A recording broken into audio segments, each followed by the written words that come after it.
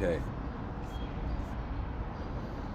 Hello, everyone. Welcome to another episode, a quick episode. The title is When a Life Form Feels the Nature of a World It's in Once. It is in once. And, I was thinking about something very interesting. Pretty much the beautiful thing about living in a world with unknown variables and unknown dimensions is that every day you wake up, you have a sort of analysis, and then the next day you wake up, the analysis goes through a reset. Really what the human intelligence is a sort of resetting analysis based on new life forms, new human beings emerging, and in some sense these human beings accepting what they see or not accepting. Really, that's what life is. It is an interaction of the energy that we are with the energy of the whole system. So in this episode, and I don't know if I'm the best person to speak about this, but I thought, it cannot be avoided, that in this episode I talk about emotions.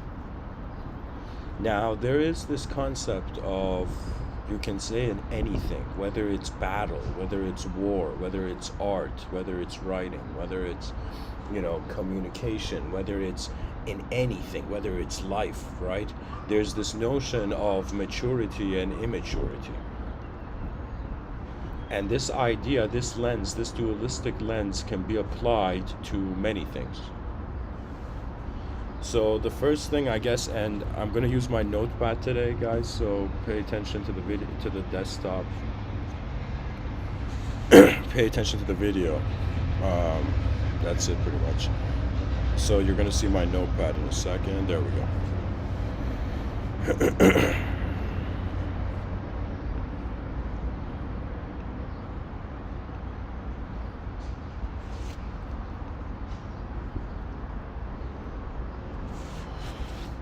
So,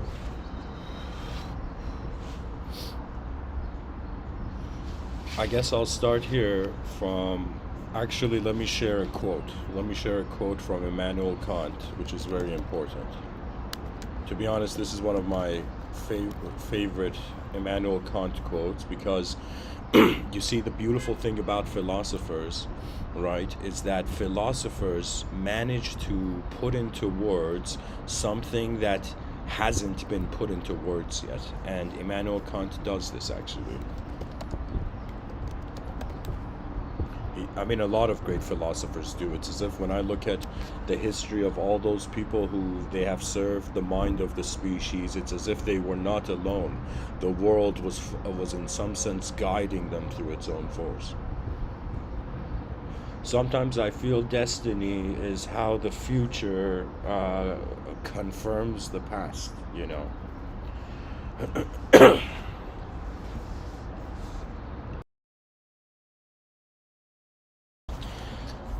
So, let me see if I can find this quote.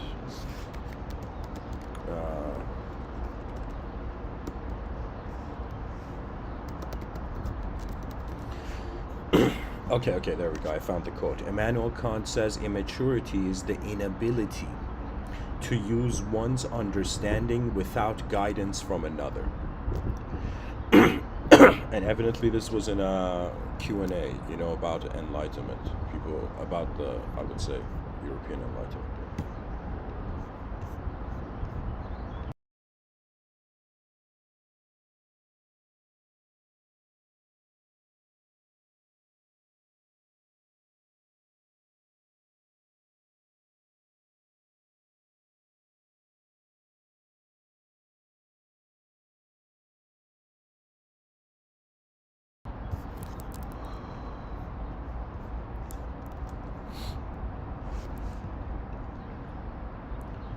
So, this concept of maturity and immaturity, Immanuel Kant is pretty much saying that when you rely on the intelligence of something outside of you, that's, there's an immaturity there.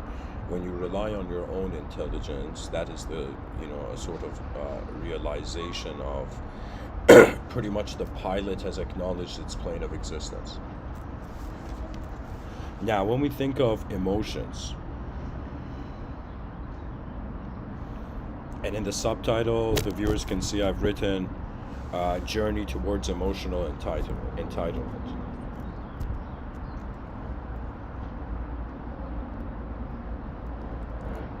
So if people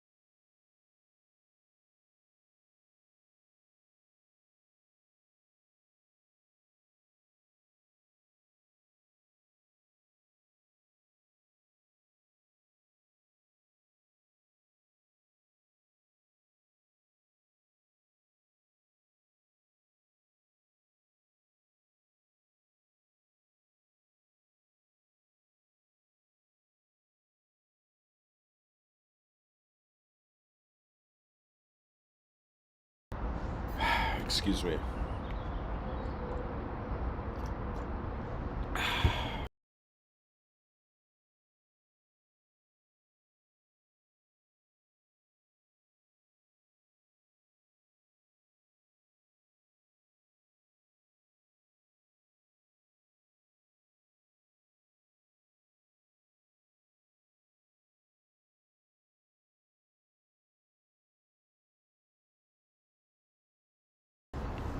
All right.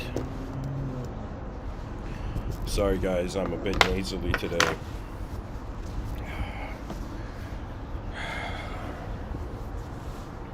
Let me see how far I can go with this episode.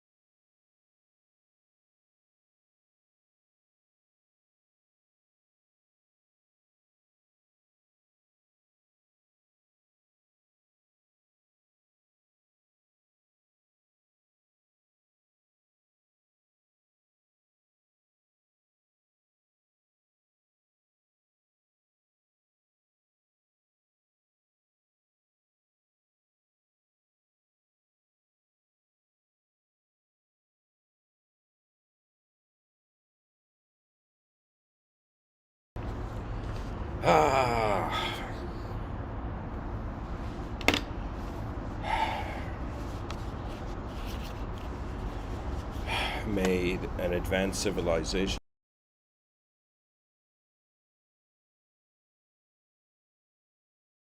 Made the universal sector bless its advanced communicators.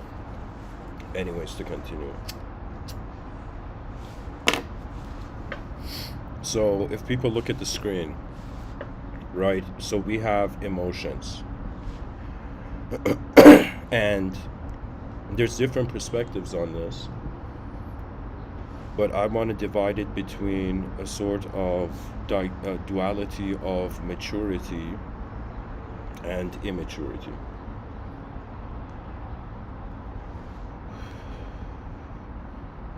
Maturity being self-reliance, let us say, and immaturity being other dependence, other reliance.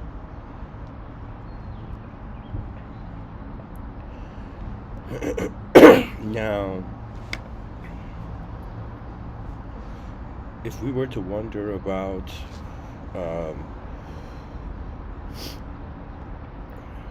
maturity of an emotional entity,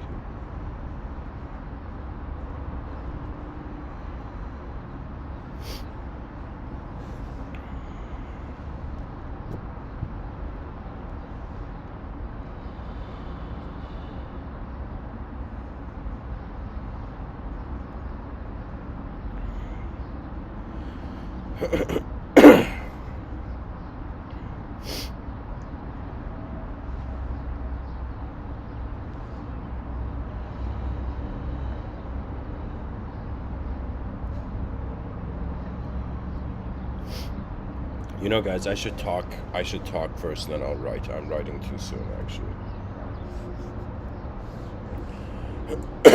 Every human being is different. Every human being is interpreting the nature of reality differently.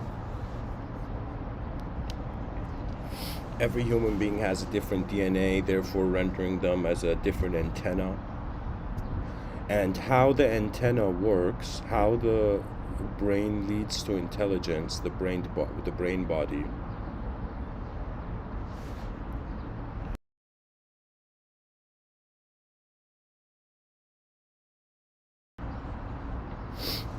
Is simply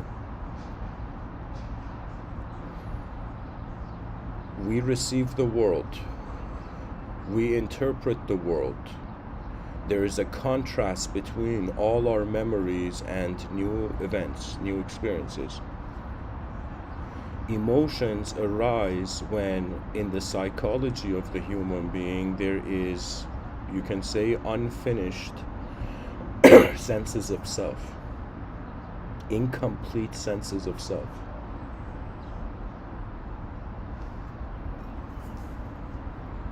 That's it. The species feels incomplete, so emotions arise to urge it towards, to usher it towards completion.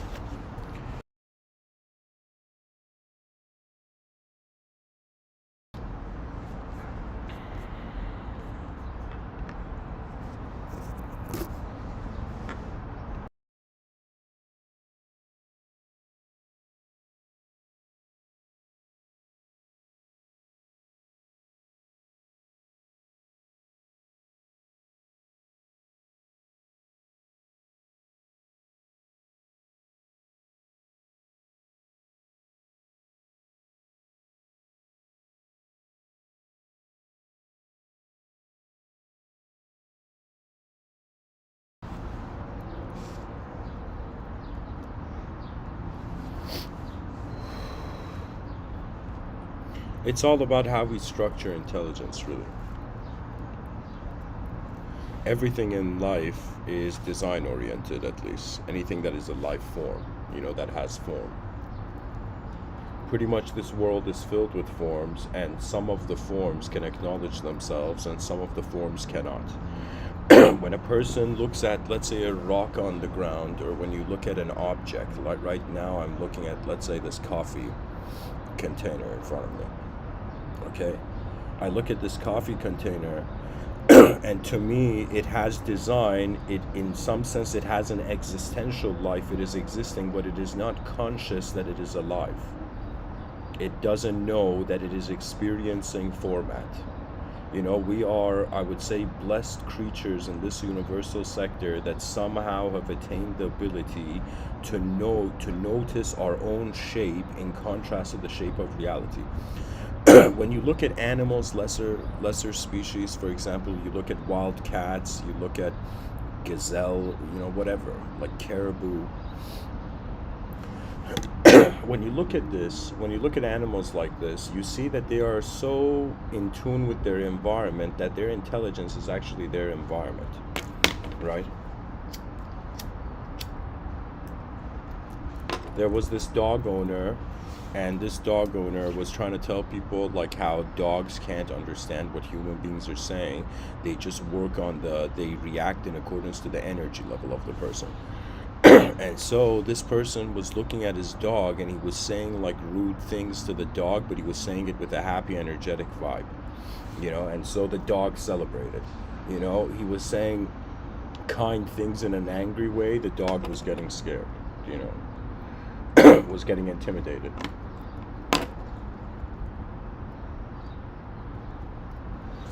One can even make the argument that the human being currently, the levels it has access to is a physiological level, an objective level, a physical level.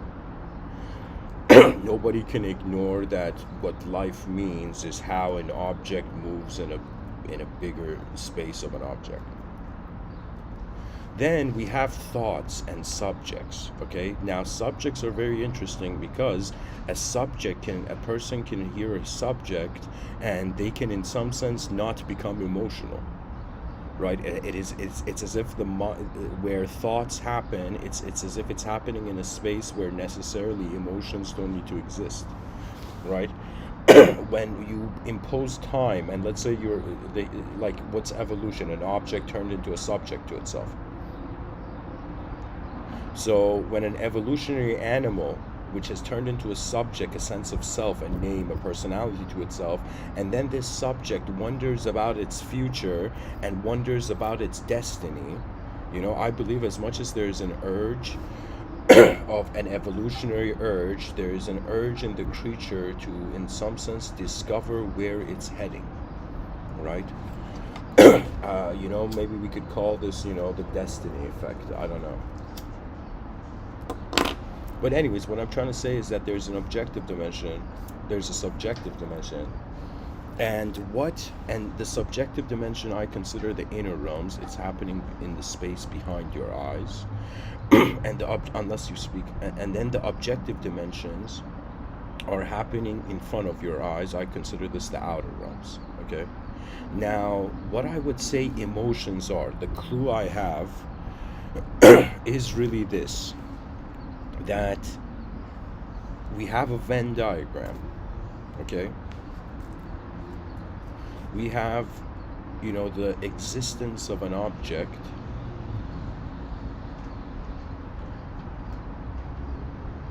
and then we have the experience of a subject.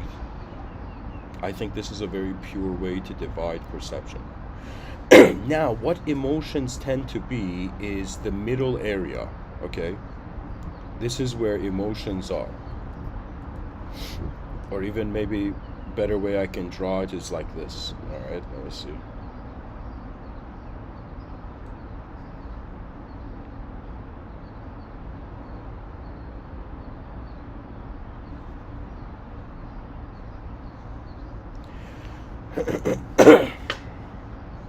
Actually, let me undo this. Pretty much what I'm trying to say is that this middle space, this space in the middle, we have the mystery of emotions is taking place. We can't look at an object and be like, yo, this object's emotional. It's like my tissue box is crying, right? We can't make an object have emotions because it doesn't have the capability, dimensional capability, and a subject, it technically doesn't exist, but is acting like it exists, right? What the ego is like, from a materialistic perspective at least, it's a hallucination of chemical reactions taking place in the brain. It's as if the person is wondering, who am I? Am I me, or am I my neurons that are identityless, happening as a sort of randomity of the circumstances of nature? So what I'm trying to say is that emotions, to me at least, and again I'll say this, I find myself, before becoming an emotional entity in the moment, to actually being, like, I don't know how to tell you, but for me, I was saying this to a friend last night, that geometry is a sort of part of my divination. It's part of my metaphysics. That means before I get emotional about something, it exists to me as just a geometrical shape. When this geometrical shape or geometrical event is attached or connected to other things, when thoughts layer up, emotions arise. So let me draw even a better picture here. So I want the listeners to think of it this way, all right?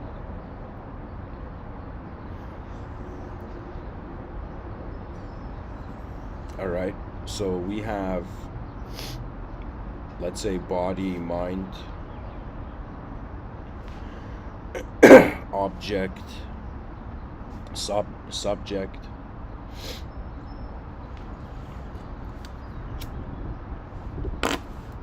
The mind, of course, is a subjective experience. Everybody, to some degree, even if you don't believe in this, there's nothing to believe, it's just happening. And when it comes to the body is an objective existence, all right? Now, what I think is happening is that I think actually, let's say we have a human being. Man, this is terrible. drawing. All right, let me see.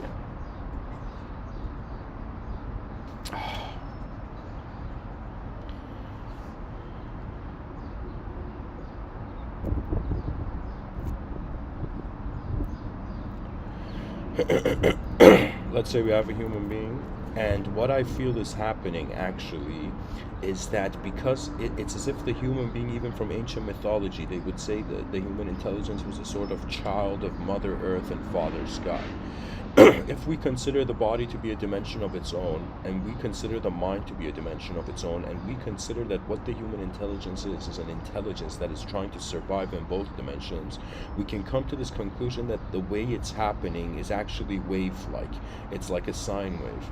All right, it has peaks and troughs, right? So pretty much a life is being experienced like this, and a memory is experiencing life like a straight line, but the senses, are to some degree the receivable perception is rhythmic. It's another way of saying we are receiving a rhythmic world and translating it in our own inner universe as a sort of singular event, right?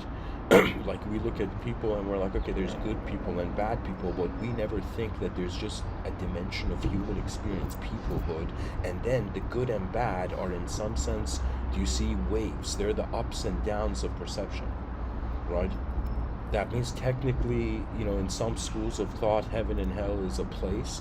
In other schools of thought, heaven and hell are states of mind. And what that means is that based on the nature of your attention and your intent, your life either becomes like paradise on earth, or in some sense, you have descended.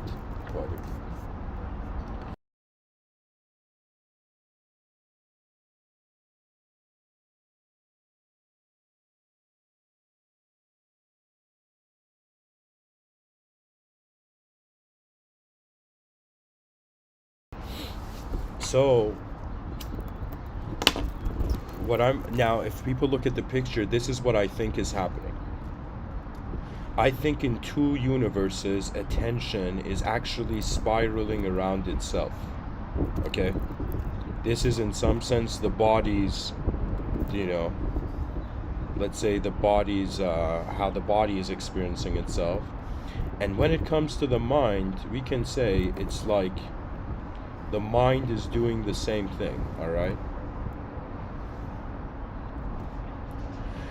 Now this area here, this area here is all it's like how the brain has to handle existential images of itself, and then in some sense the potentials of this existential image behind its eyes in relation to the actuality of the outer realms. It's another way of saying the mind exists to move the body, and the body exists to be the mind. The body is a dimension of doing. It's a dimension of movement.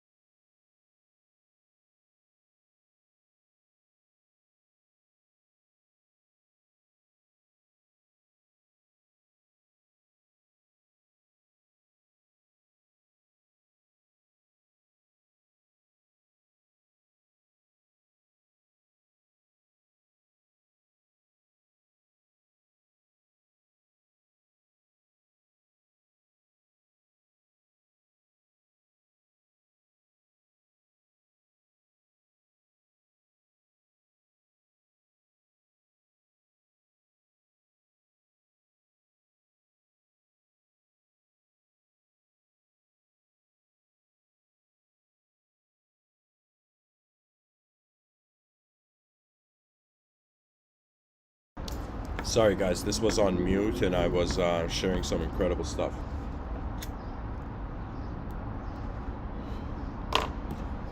Anyways, it's unfortunate that it was on mute. I'm a bit I feel a bit upset, but anyways, I'll continue on what I was saying. I was pretty much saying that the human experience, it is divided between a subjective dimension and an objective dimension. If we really look at nature and wonder what has happened, it's that the urge of survival of the fittest has actually diverged into two simultaneous dimensions taking place at once.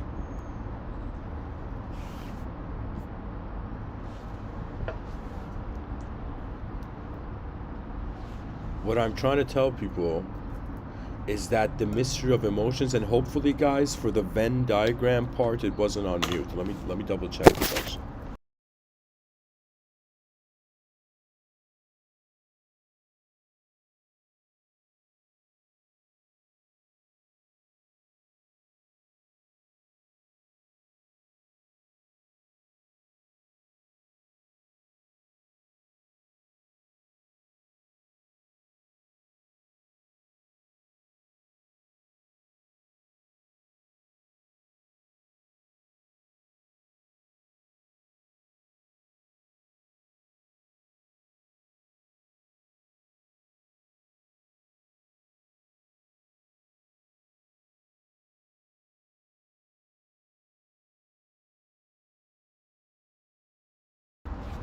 So guys, I checked this and actually it was cut off when I was drawing the Venn diagrams.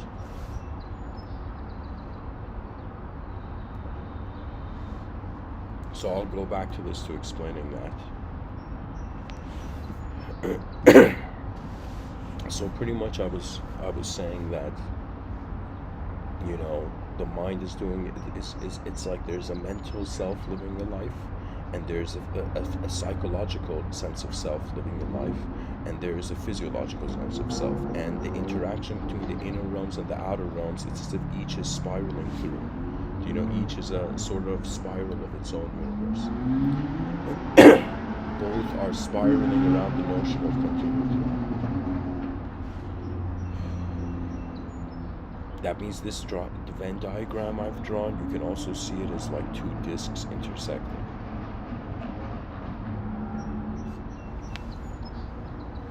Now, it's unfortunate because 6 minutes of this went on. I was explaining it in this way that emotions are the intersections of the motivations of an inner and outer life, right? That means you look at an object isn't emotional, you know. You look at a human being, you wonder why it's emotional. You see that the human being has translated itself into a subject, and now that subject is in a universe where there's the concept of time and space and mortality. And so it's this very profound situation in this cosmos where creatures come into existence, and because they are born, they notice that there will be an exit. It's as if they have entered a room and they will exit the room. Okay? Now, because we know that there is an exit, a value system generates in recognizing that what you are now, maybe one day will not be here, right? And so emotions arise based on the value that is held and the value that can be lost. What I was saying really is that it's kind of like, you know, it's as if the way the brain, let's say the human being, like an antenna, receives the world, we receive the world rhythmically, and we singularize it as a subjective mover, as a sort of character in a story. It's as if I'm telling you, anybody who's like, you know, I'm me, like that sense of me on an sensory existential level, like our body is like, okay, sure, our body changes slower than the outer realms, right? If it changed faster than the outer realms, we wouldn't be able to experience the outer realms. So it's as if I'm trying to say the existence of the outer realms is rhythmic. we cannot ignore this whole time. We think we're just this perfect character in a storyline, not realizing the heart, the lungs, the fact that the human being sleeps, right? People are afraid of death, but when you go to sleep, it's like non-existence, and then you come back from the last checkpoint, you know? Honestly, you know, being a human being is resembling a lot like how video games are. You know, in a video game, you have a save point, right? The character goes through some quest journey, achieves it, it reaches a checkpoint, it has a save. When the human being goes to sleep, its checkpoint it's like tucking itself in the bed, like, you know, sleeping, right?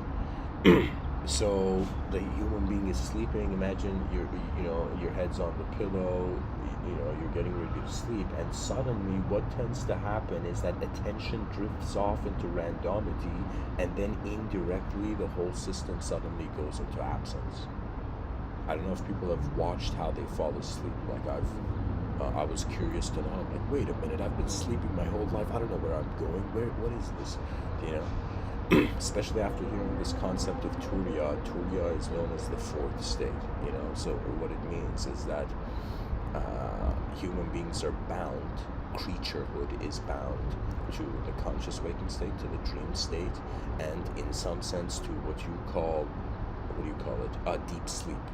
You know, believe it or not, other animals, other species, like let's say, and lesser species, let's say cats and dogs, they dream. Right? Animals dream, and because they dream, in dreams, the limitations of archetypes, it's like dreams are a state where the impossible can be experienced, right? Imagine a dog is dreaming of being a human, for example, right? In its dream state, it has access to the human archetype, but in its conscious waking state, it's just like a dog, you know, and the pet owner's like, why is, you know, is this dog having a nightmare or like a blissful dream or something? So dreams, I'm pretty much telling you, this is something in common to creaturehood, okay? The fourth state was the state that was in all of these at the same time. The fourth state, it's like karma is like the cyclical state of these three states, cyclical stage of these three states. And the fourth state is like realizing you're not actually in the world where karma is, right?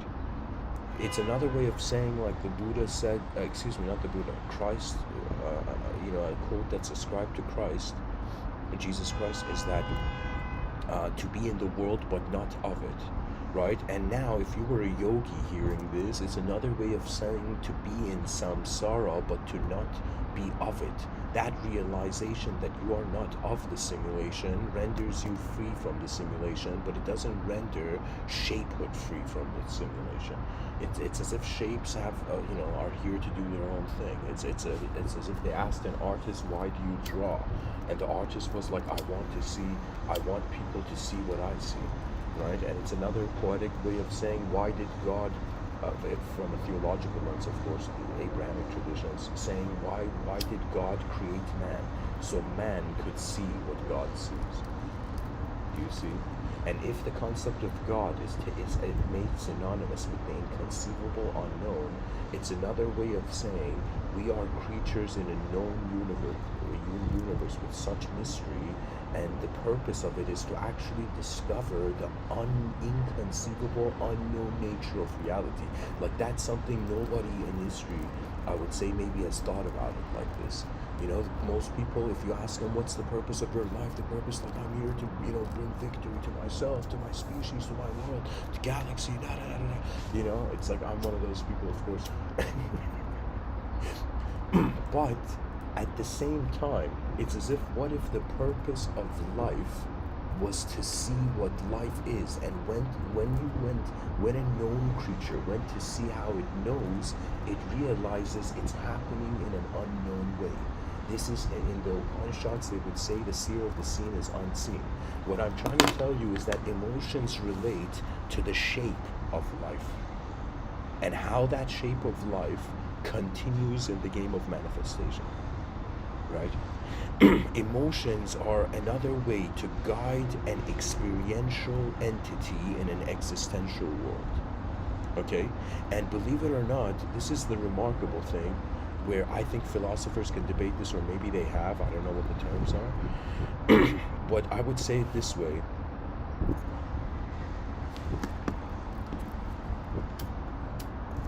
Somebody can make the argument that it is impossible for a creature that is divided between a mind and body to be able to know itself, to know the body.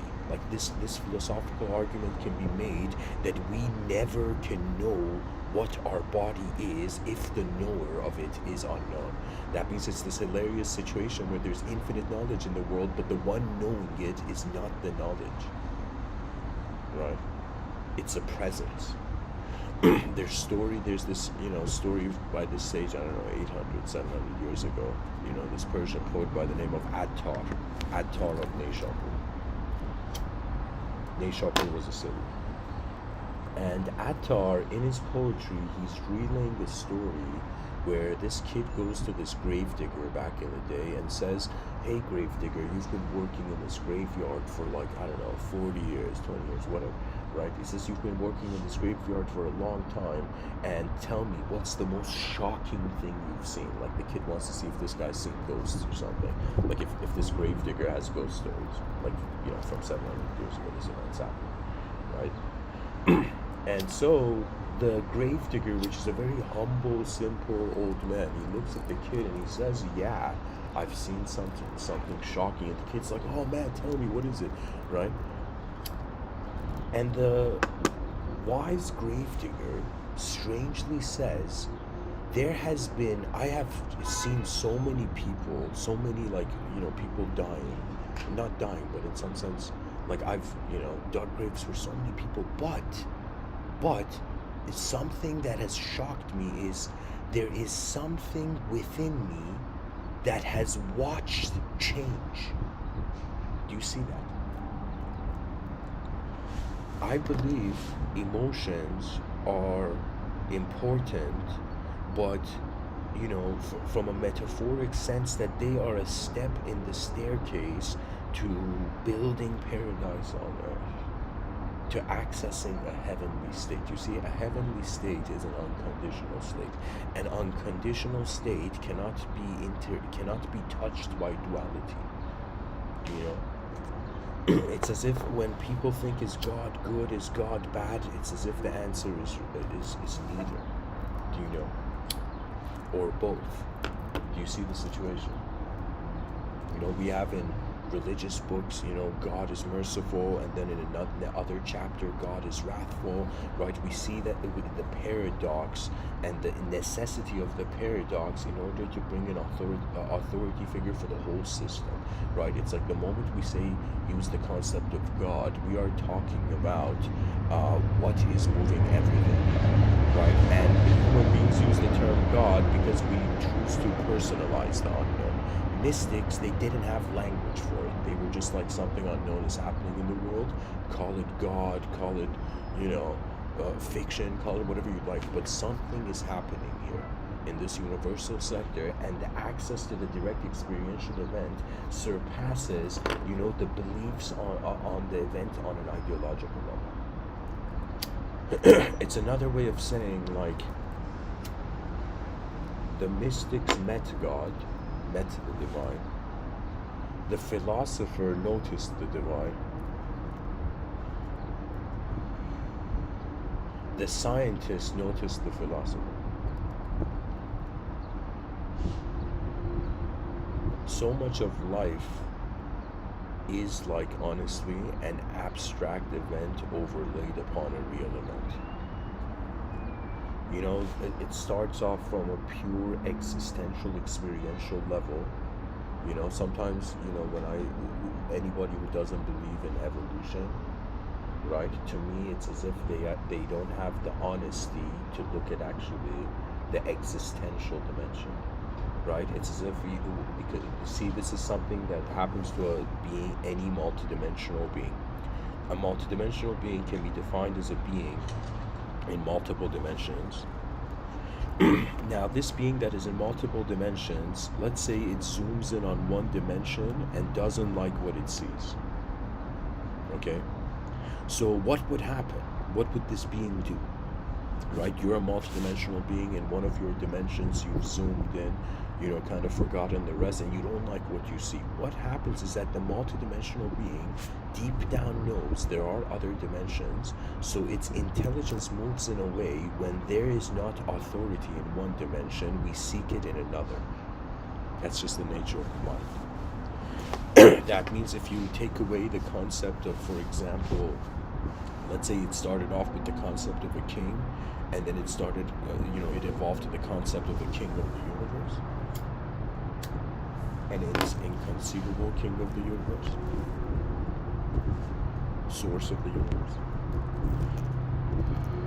And now, I don't know how to say it. It's pretty much like the events in nature and the peaks and troughs of history. It's shifting. It's as if there's one intelligence. It's like there's intelligence is happening, and then the geometry of the world suggests what it's happening to.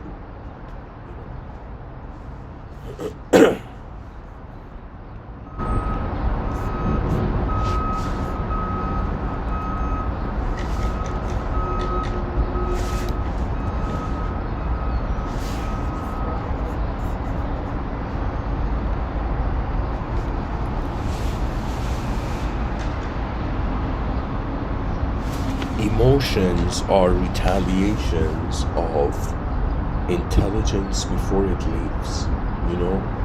I think about the moments in my life where I've gotten emotional, and do you know what it has been? It has been reality transition. Somebody pulled the rug from underneath my feet, and I thought the ground would be like burning asphalt, but it was like cool grass. Do you see? There are so many different kinds of emotions, of course. There is something, like in some episodes I talked about it, something called an emotional wheel of emotions.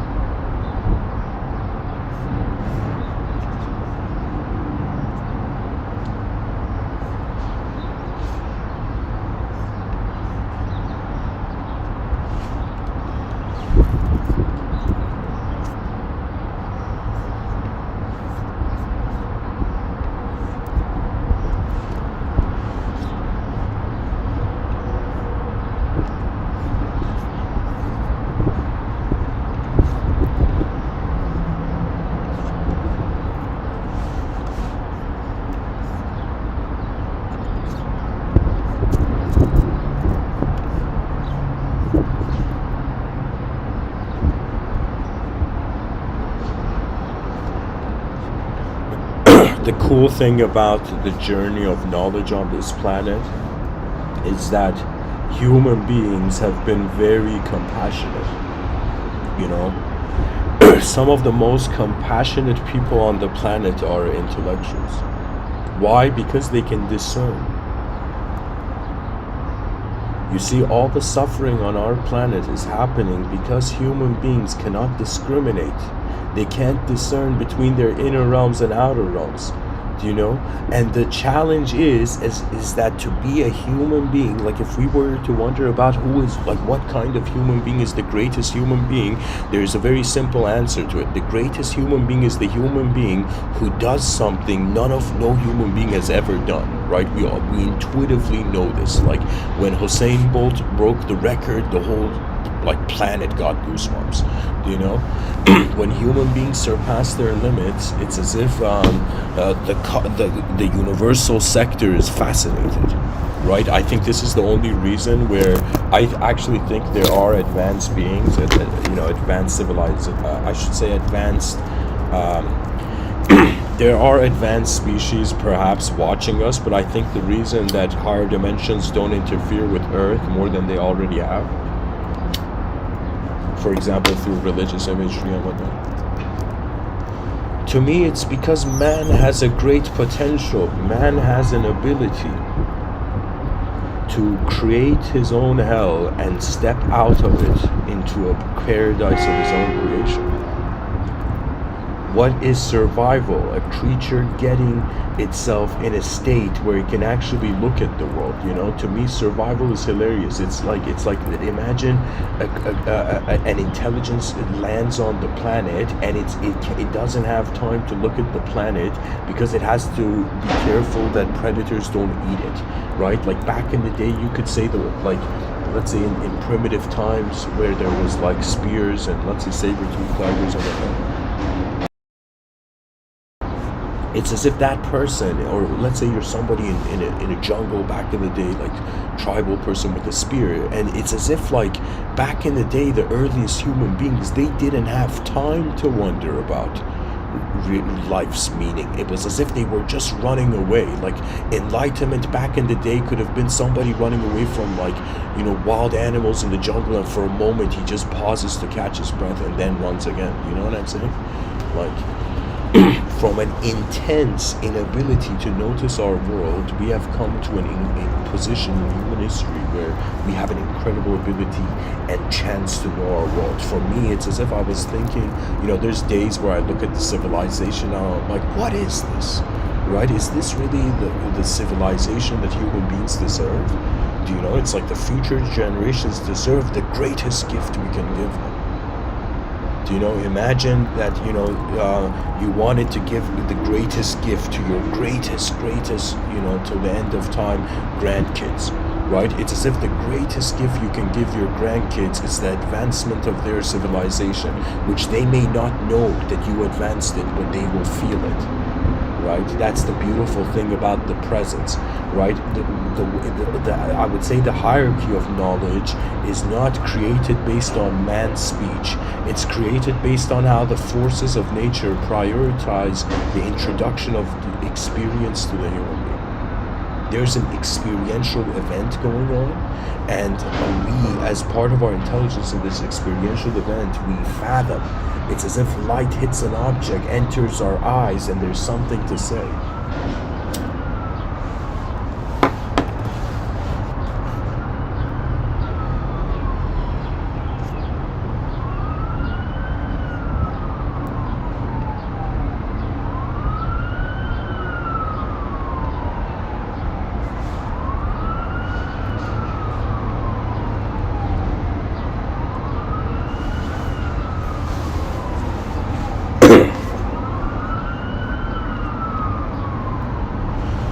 When a life form feels the nature of a world it's in once, it's another way of saying that the purpose of objects, objective evolution, which they teach in school, and there's something I've coined the subjective evolution. They don't teach this anywhere. Like, I wasn't taught this. It was something where I extracted out of how I felt the geometry of the world was happening. Really, information is just a stepping stone to image allocation. Knowledge is actually journeys classified. That's it. It's the journey of a species in the void, and our greatest knowledge is how we're telling the story to ourselves inside. The objective evolution, you know,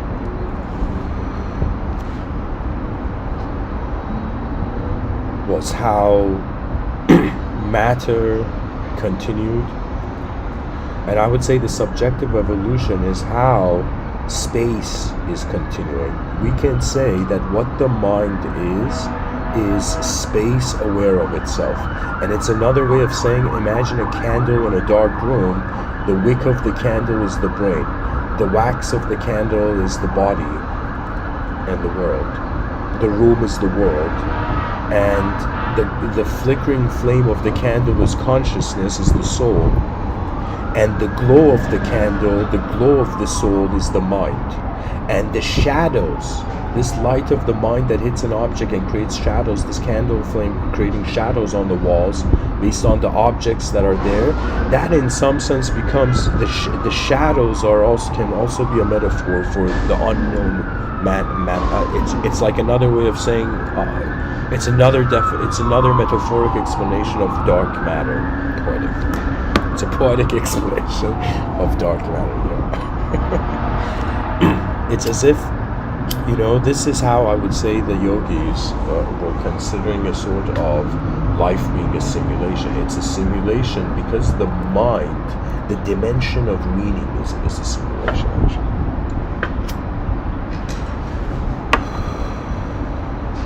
It's like a human being has such freedom. We talk about freedom of speech being a universal human right? And the freedom of speech means that any world can step out of the world. Speech is another way of creating out of nothing something, really.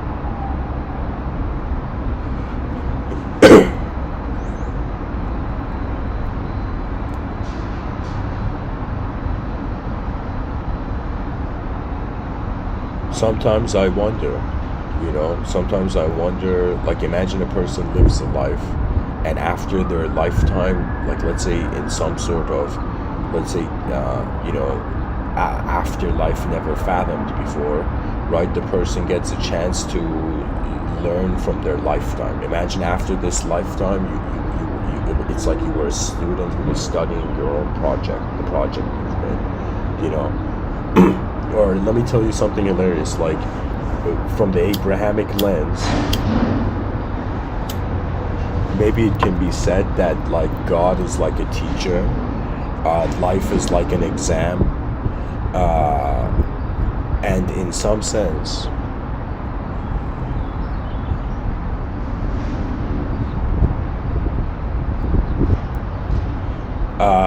the resurrection after life inside the religious narrative, guys. There's a theological dimension to this episode. It's as if the resurrection and the judgment of man after his lifetime is in some sense another way of saying a teacher gave, human life was a test. At the end of life, all the tests are handed in. At the end of the apocalypse, everything goes back to God.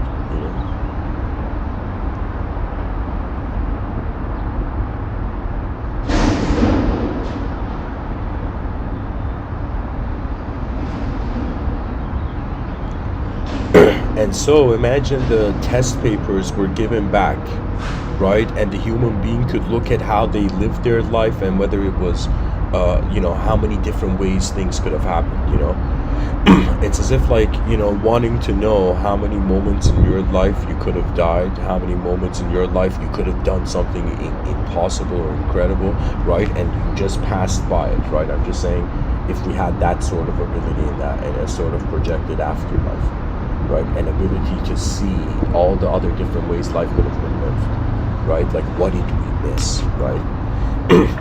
It's as if the gossip of the lifetime can be heard in your ears. For me, it would be another way of saying poetically, even though I don't think of life as in like the concept of reincarnation to some degree doesn't exist for me. But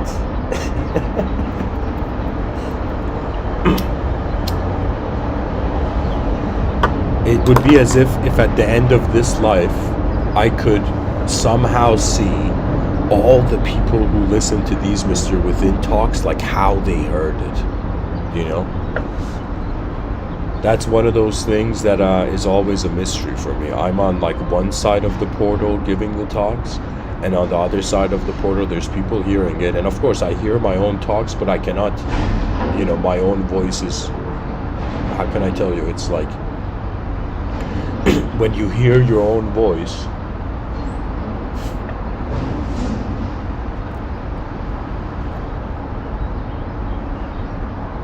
it's as if you are, it feels like, it's like just a memory being relived. I'm just trying to say it's honestly a mystery, and I would love it if fans of the channel or anybody who is engaged with this channel, like write an email and tell me like how, like, it's like, how did this channel, enter even the air, the space of your mind? we're living at a time where human beings don't know if they want to be fictional entities or non-fictional entities. Non-fiction leads to a sort of emptiness behind matter. Okay?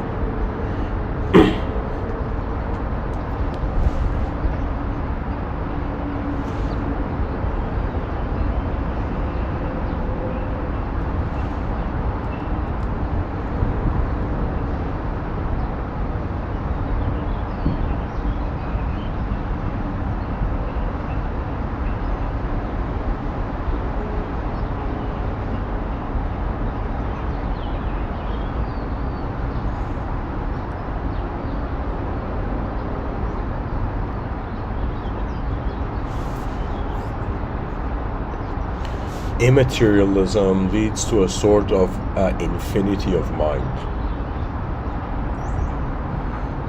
This is the major duality, guys.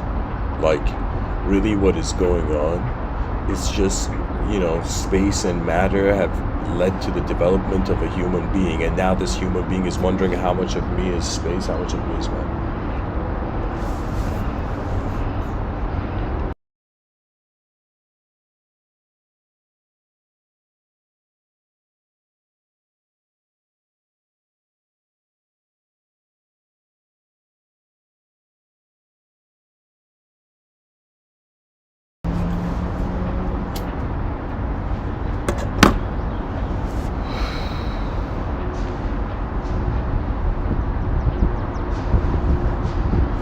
I'm gonna go into a quote tunnel. I want to read for people how other human beings in history have looked at the concept of emotion.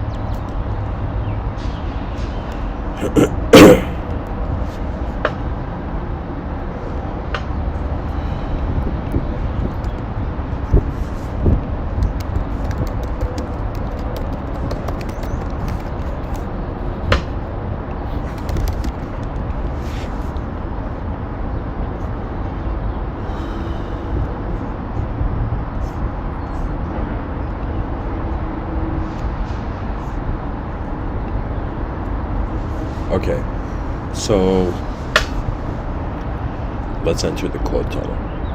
Aristotle says a tragedy is the imitation of an action that is serious and also as having magnitude complete in itself, with incidents arousing pity and fear, wherewith to accomplish its catharsis of such emotions. Okay, let me see if there's something else. Pablo Picasso. Colors, like features, follow the changes of the emotions.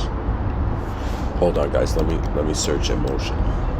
Just a minute. Okay, Robert Frost says poetry is when an emotion has found its thought and the thought has found words. That is so true.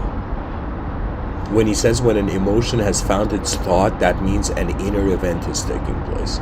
Like, really, if I rely on just my personality to give a talk, I would say I'm not that much of an interesting person. But when I talk about the universe, the content is all there. The world is filled with everything we can say. T.S. Eliot says poetry is not a turning loose of emotion, but an escape from emotion. I would say it's a release from emotion, but an escape from emotion. It is not the expression of personality, but an escape from personality. But, of course, only those who have personality and emotions know what it means to want to escape from these things. In the future generations, they will not try to be, fancy or unfancy. The future generations, they're going to be so wise that they realize every person is born through a uniqueness of DNA, and so to be yourself is to accept the self as the world. It's as if the person's like, all right, Buddha, I got self-enlightened, what do I do now? The Buddha's like, oh great, you got self-enlightened, what do you think I'm doing now? The Buddha would be, it's time to realize that the world is enlightened too. There's an incredible, profound, metaphysically fascinating quote from Kabir. He says, "Many know that the drop merges into the ocean, but few know that the ocean merges into the drop. Many know that a singular point goes has a relationship with a collective intelligence. Few know how the collective is living through the individual as much as the individual is living through the collective." Right now, Civilization 1.0 has in some sense ignored its own ability. The species somehow has been distracted from wondering in every moment of life what is the best case scenario. You see, strategists, there's a quote, oh my god, there's a quote by, what's his name? Shakespeare. He says some are born great, some achieve greatness, and some have greatness thrust upon them. Right? And I will tell you, strategists and tacticians and all those people who animated in the human history in the archetype of, let's say, the liberated commander, right? Commander is a metaphor for mind. When your mind liberates, you're not a mind, right? Like the person becomes like, the soul is like poetically like the older brother of the mind, the older sibling of the mind, right? And the body, the mind is like the old middle child, the older sibling of the body, right? When the body is in turbulence, the mind pilots order in chaos.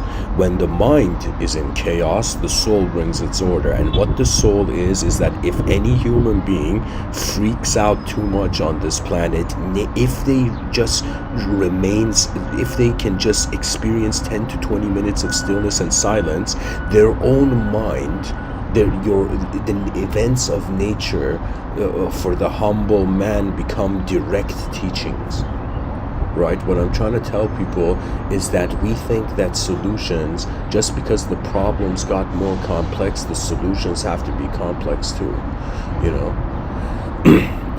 when right now any human being that is alive in 2022, the concept of the advanced civilization, not only it is being talked about, but it has been brewing for some time, ever since the legend of castles in the sky. I would say if I was thinking of myself to be a spokesperson, I would say I'm probably the early bird spokesperson of the castles in the sky.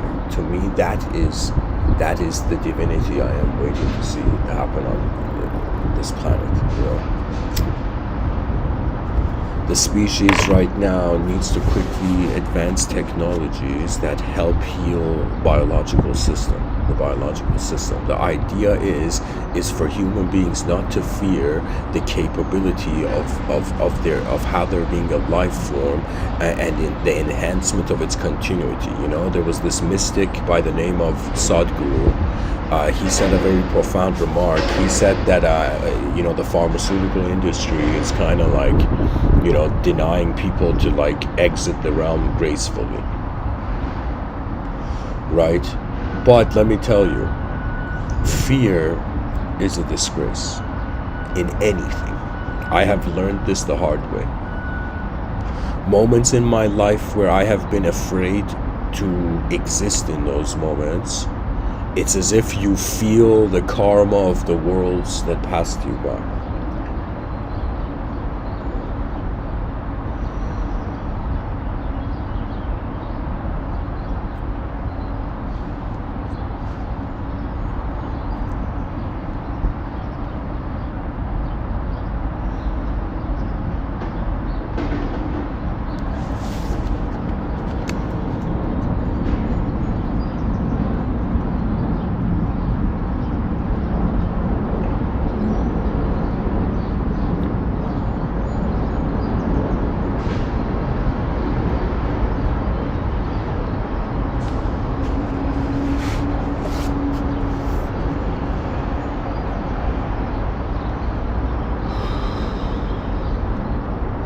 Sometimes I wonder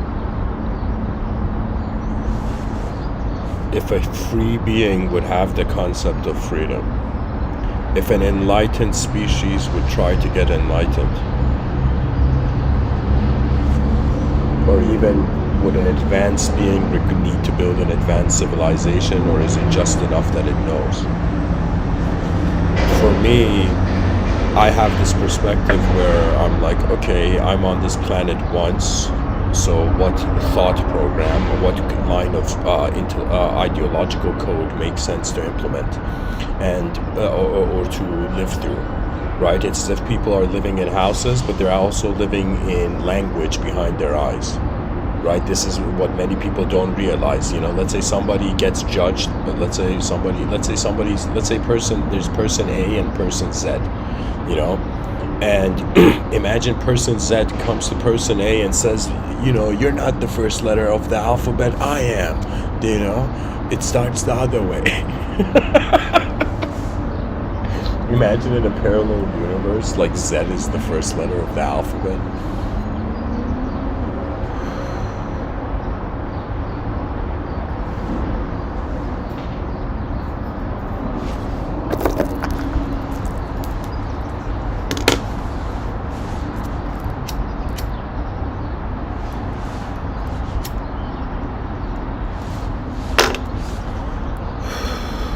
Person A would look at person Z, and if they choose to accept the inner life, the inner perspective, what I'm trying to say is like,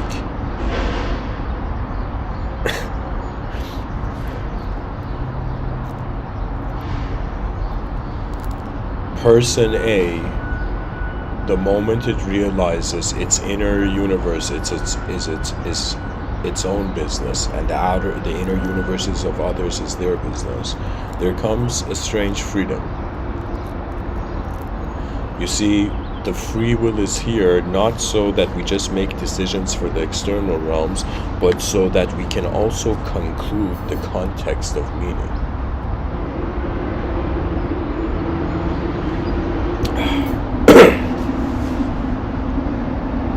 Anyways, I'll continue with the code tunnel.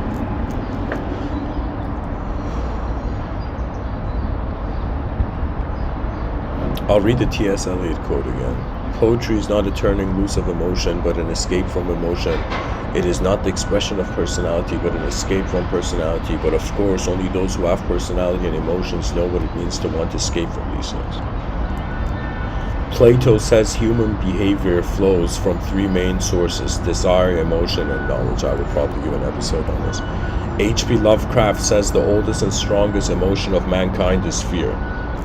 And the oldest and strongest kind of fear is fear of the unknown. Now, I'll challenge H.P. Lovecraft. The oldest fear is not the oldest emotion is not fear of the unknown. It is actually reverence. It is the mystery of a creature finding itself in a new world. That's not fear. That's like the privilege of fascination. I would say fascination is the earliest emotion. Before fear had any meaning, it's like energy was just expressing. That's fascination.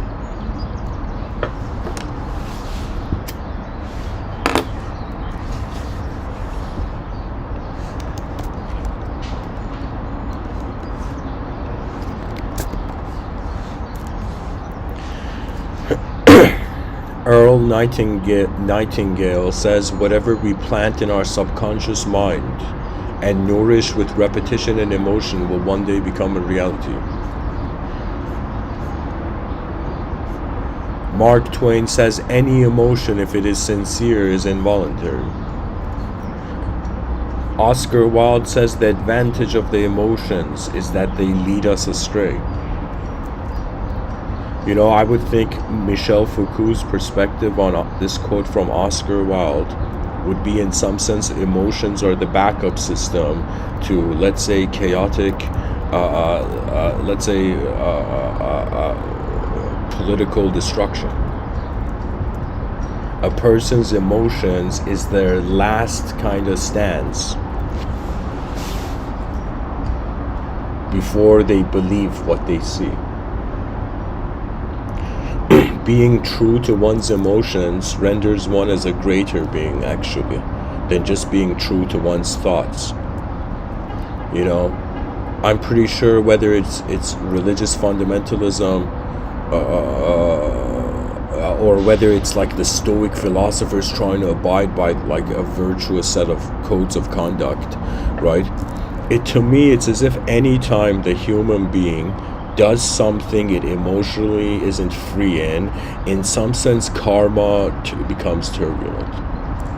That means the moment the human being feels artificial, it wants to actually exit the world.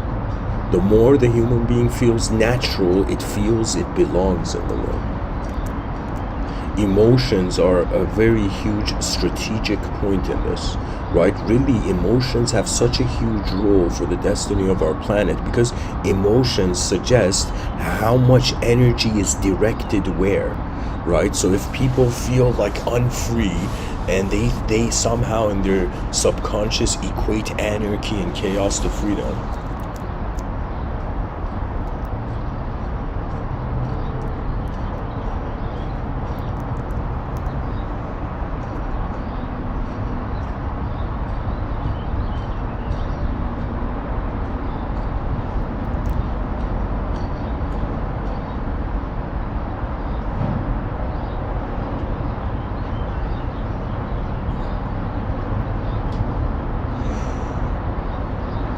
you know, emotions. There's a picture I shared earlier. Let me talk about it.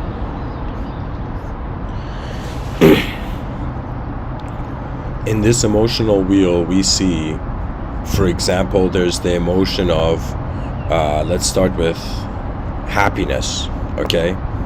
Then there is calmness. Then there is anger. Then there is stress, then of being afraid, then being hurt, then being sad, being ashamed. I mean, these aren't chronological, but you know what I mean, right? There's disgust, there's relief, and then there is love. And in some sense, we start from that which, you know, between it's like happiness is excited to love, you know. What I'm trying to say is that emotions are contexts to the meaning of the world. The implication of what the moment means is ultimately how we feel about it, right? For example, you can say, let's say hypothetically, there's this refrigerator salesman, right? And this person, a couple goes into the store, right? And then the refrigerator salesman comes and says, "Sir, you're in luck. Today we had a random refrigerator just appear in our store, and inside it is like, you know, a Stargate." Right? And then the person's like, "Sure, let me see this refrigerator." And imagine the person opens the refrigerator, and there's like an actual hovering portal like inside, right? And it's like and the person's like, "We're selling this for like, I don't know, you know, 99, you know." Right? Some price .99, okay? Now, imagine the person logically thinks, okay, this is like a rare thing that could be sold for millions, right? I should probably buy this refrigerator, right? But imagine the person suddenly, or the couple, you know, imagine the husband wants to buy the refrigerator and the wife's like, "I don't like the color, honey," right? And the husband has no choice, you know, other than to give away $1 million, you know, millions of dollars, you know, potentially billions of dollars. You know, some husbands love their wives so much that it's as if they give up being billionaires, you know.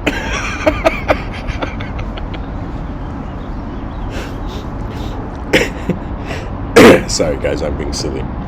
What I'm trying to say with this story is pretty much the person had an analytical reason to buy the refrigerator, but had an emotional reason not to buy the refrigerator. Okay? Emotions play a huge role. Emotions, believe it or not, can possess a person. You know, when I look at human beings, to me, the true human being is actually, it's very Taoistic, the truth of, like the way to this, like, you know, it's like the path to truth is very Taoistic in the sense like it's attributeless to some degree. It's like when you start behaving like an inconceivable being, reality actually is rendered as an effortless automated event.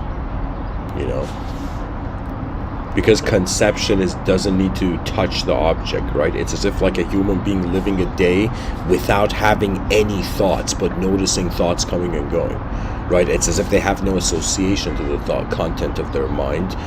They don't have to associate with the content of their mind, but the content of their mind comes and goes. For example, when I'm giving this talk, I don't think I'm doing something so special that others can't do it. You know, what I'm seeing is that pretty much our minds are live streaming in the inner realms various perceptions and simulations of reality.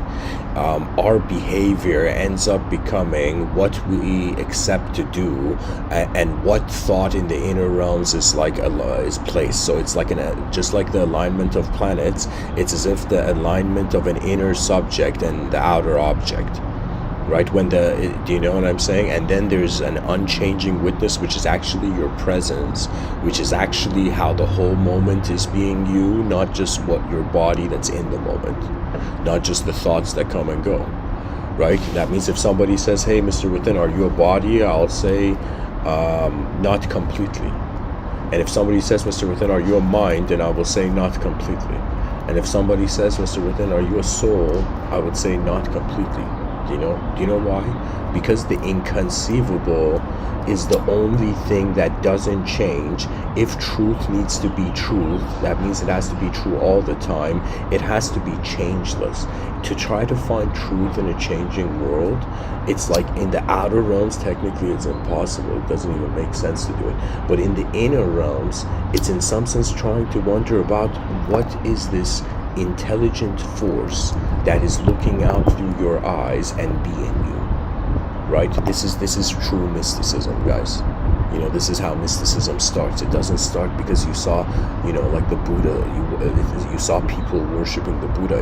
It's as if like mysticism starts when you have a question and this realization that you, for a limited time, as a life form, as a physical creature, have a capability to discover the true potential of this instrument.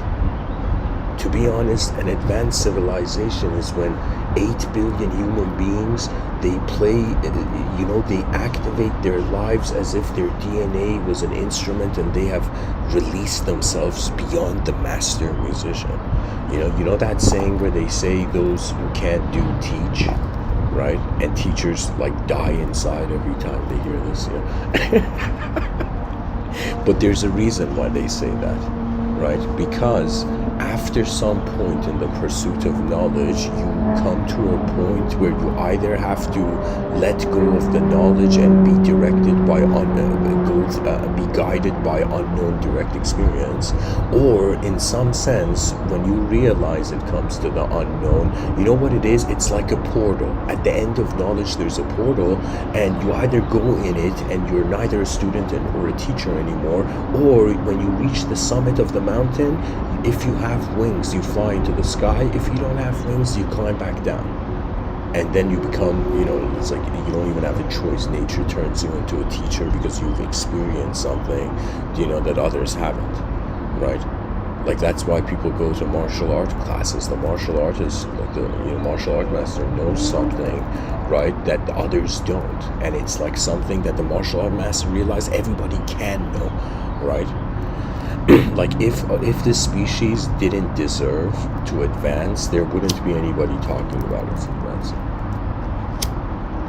Because there is at least one human being like, wait a minute, the future could be more important than what our past told us and what we're telling ourselves in the present. The future could be an ability activation of the species in the present.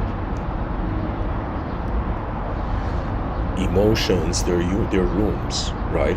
I don't know if people realize this. For example, there's been times, I mean, I think it's been years where like anger, I usually never get angry. But when I do, like, of course, there's some moments, that anger is released in the inner realms more than the outer realms, you know? Isaac Asimov says violence is the last refuge of the incompetent. That means it's like those who are intelligent, they realize intelligence means there's a force that has an allegiance with you. right? It's as if it's a knowing, right? It's like just like a person knows they can grab a glass of water from the cupboard, you know. It's not that the glass of water is already like the glass has already water in it in the cupboard, and the person just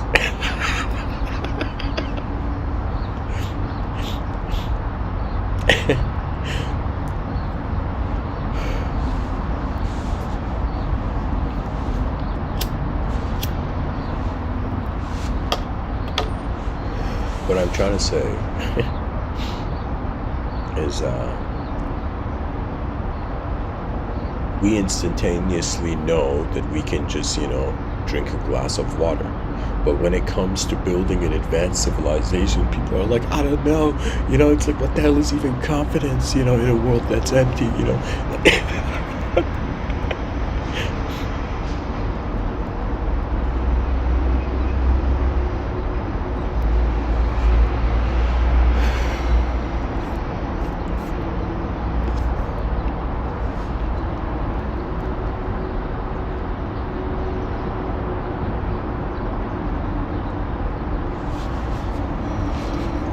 Oh my god, guys, I looked at the chat section and I'm like it was on, I was on the live stream app, right? The chat section was empty. I look at the chat section and I'm like, oh my god, the will of the universe today is but I mean, I'll say something, there's advantages to being an ignorant fool, and there's advantages in some sense, kind of, being an all-knowing knower, right?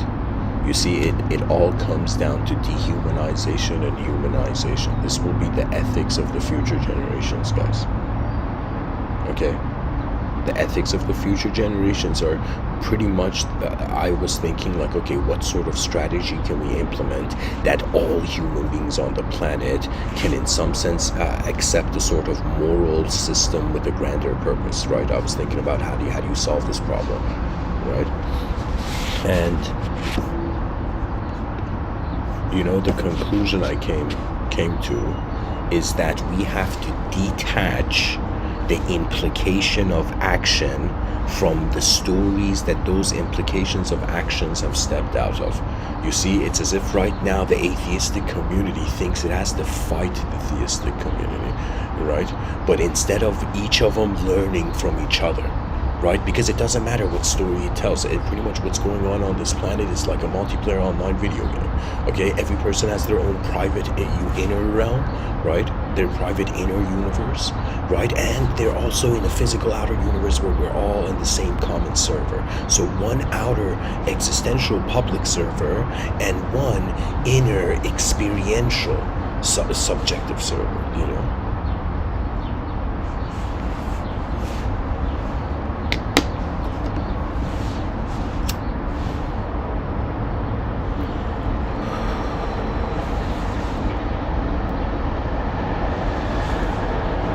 What I'm trying to say is that it doesn't matter how everybody is kind of looking behind their own eyes of life. Like every person is like a unique occupation of the space-time continuum. You understand? We're occupying we're like technically a part of the universe that is like able to notice itself. That's really what we are, right? It's like they asked this person, it's like, what is the purpose of the work of of an advanced civilization? It would honestly be to just complete as many old systems we have, and in some sense, it bring forth new systems, right? That means, I was thinking about it. It's like, who knows what great beings will be born in the future generations.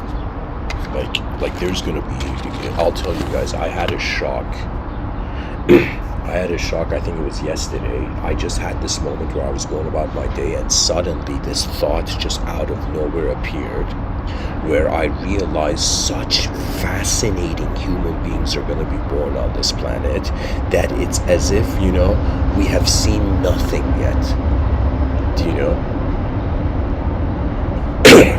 that means it's like for a second I just got emotional and I'm like, wow, all the problems we see in 2022, the future generations would not have already solved them. They'll be seeing problems based on new knowledge, new knowledge sets that in some sense the future generations, they will be free than any view of freedom human beings have now, right? And the idea is, all right, temporary species in the void, display your greatest performance and honorably enter the void.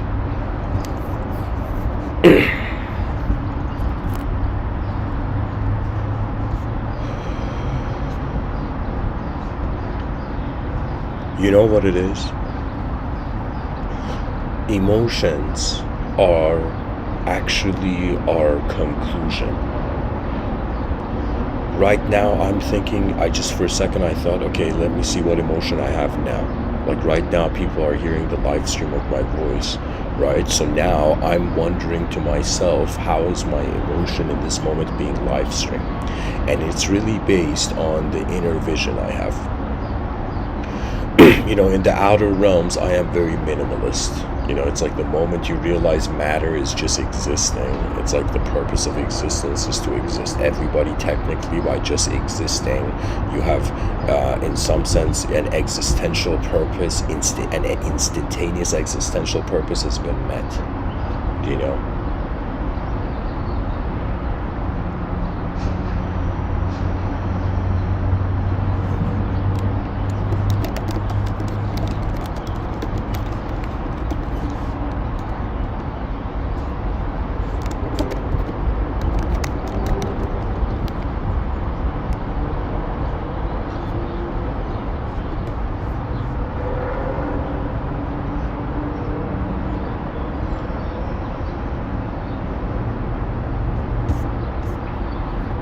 Sorry guys if the background noises are loud, but let's say in the future generations will hear this talk and it's good for them to get a sense of like what noises we had to listen, what sounds we had to hear. In Vedic thought, there's this idea of the snake and the rope, right? And I can tell you a story about this. There was this person who was afraid of snakes, terrified of snakes, and like bizarrely terrified of snakes, and probably based on a bad experience or something. And so this person goes into this room, he's in this house with his, let's say in a temple of sages or something, and imagine a new monk has arrived. Now this monk, let's say, opens this room, or this sage opens this room. I shouldn't say sage. This person opens the door to this room, and there is actually a piece of rope, which literally is like somebody placed it like a snake, like a kind of coiled snake, like a sleeping snake,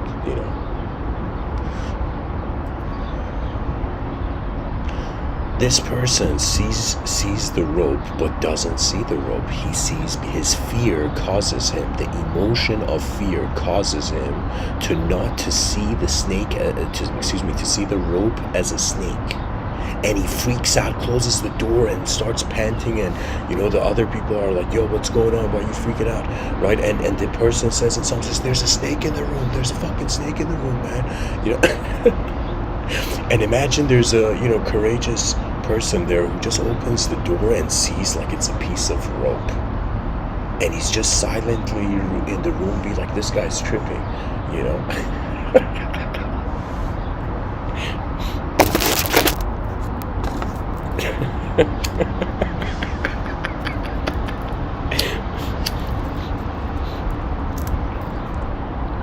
If I was in that situation, okay, let me tell you the story, and then I'll tell you if I was in that situation, what I would do.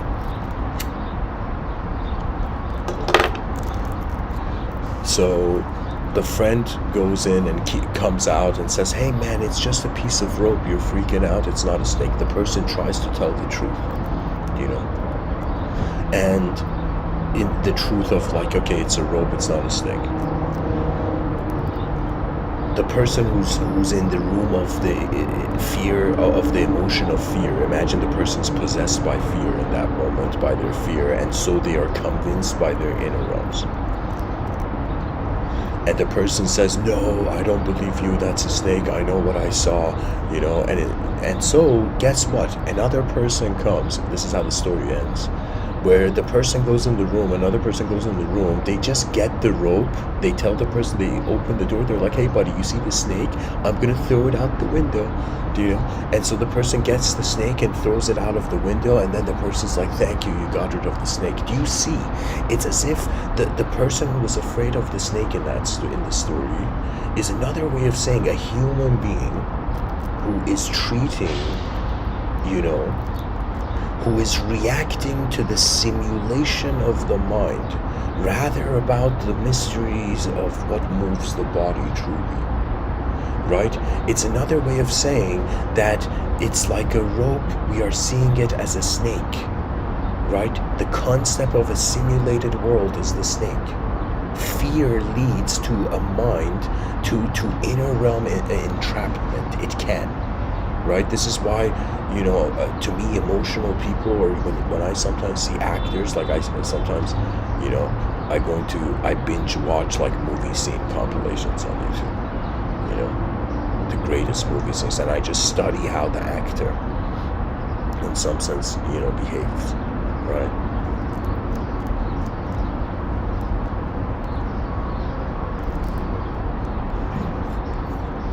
And you know what I see?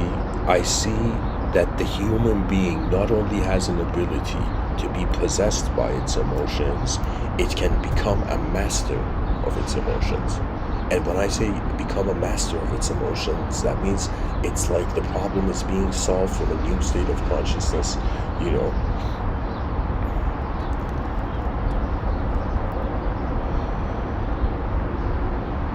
Yeah, it's just being solved from a new state of consciousness. It's another way of saying, if you want mastery of your body, you have to realize the nature of your mind. If you want mastery of your mind, your inner realms, you're required to realize, you can say, the nature of your soul. And the soul is the relationship of the known entity with the unknown intelligence that is being the moment. That's the grand mystery. The secret is in our eyes. We don't realize it. You know, people are like, you know, where's truth, man? I've been looking for truth for years. Where is it? You know, and imagine the sage's like, buddy, ever look in a mirror? You know, ever wonder about how energy is identifying with a changing world?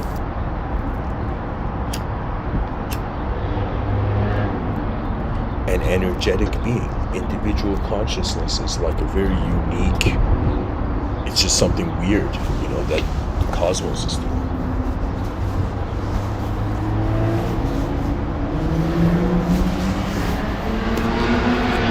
Imagine a person from a theological lens goes to heaven and they have an audience with God, okay? And for a hypothetical theological scenario, let's say, a theological thought experiment.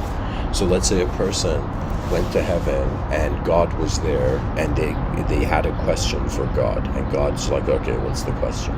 You know, and the person says, God, why couldn't you forgive Adam and Eve?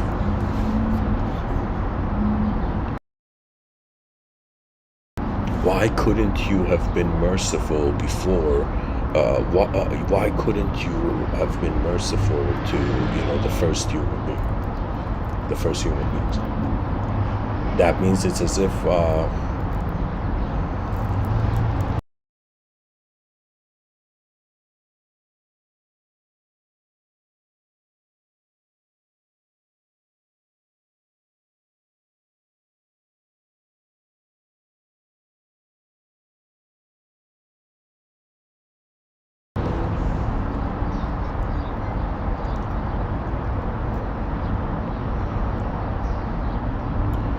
you know, I think the reason God couldn't forgive Adam and Eve is because if he had, nothing would have happened. Adam and Eve would have remained in that garden of paradise forever. But their mistake allowed them to access a new simulation of life. You see, the brilliance of this world of ours is that its mysteries are beyond our understanding, so our understanding eventually gets led to unknown experiences.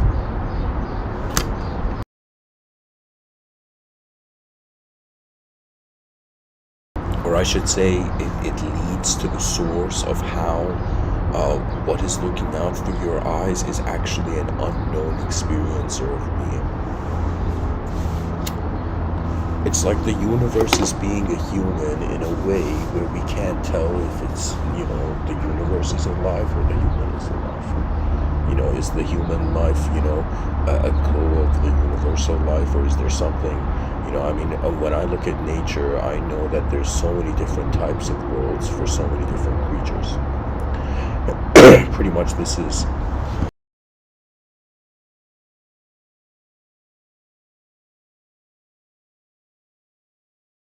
what nature photographers live for.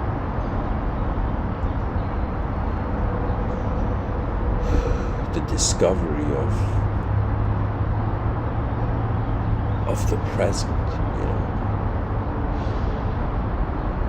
That's an incredible concept, to discover the present. It's as if a person can be living a life just based on who they were in the past.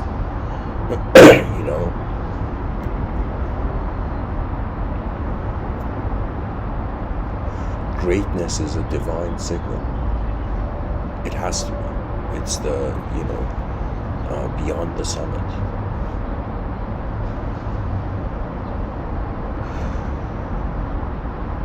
There has been many able beings on this planet. If the planet had a memory,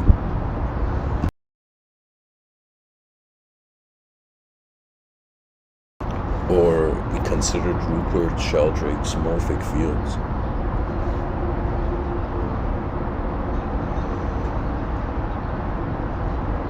it's as if this planet, if it was alive, it would have seen the behavior of so many human beings. Imagine every human being in history being a child of the Gaian mind, a child of the planet. Our minds, let's say, we have the family unit in civilization.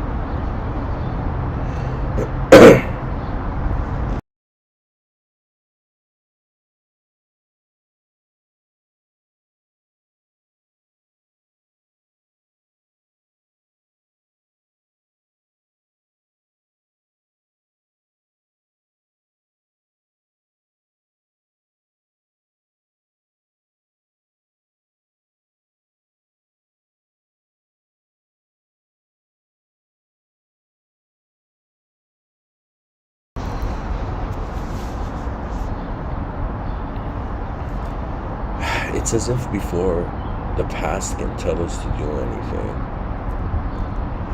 the present is its own new discovery.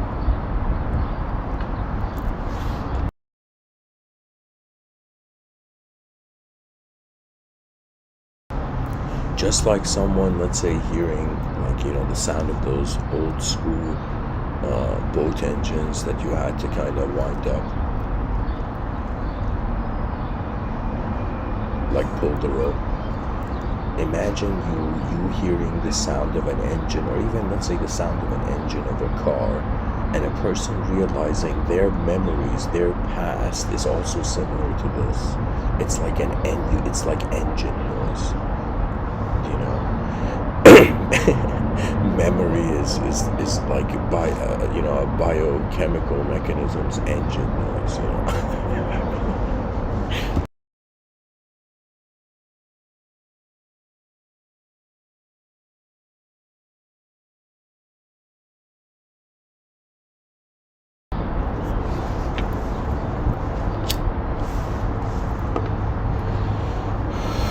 Okay, let me see what else I can say before. I've pretty much shared my view on emotions. The Venn diagram actually is typically the end of the talk. I'm really wondering about, let's even, get some inspiration from Plato. Okay, I was in the middle of the quote time actually. But here, let's, I'll leave the quote on, and I'll go back to this quote from Plato where he says human behavior flows from three main sources: desire, emotion, and knowledge.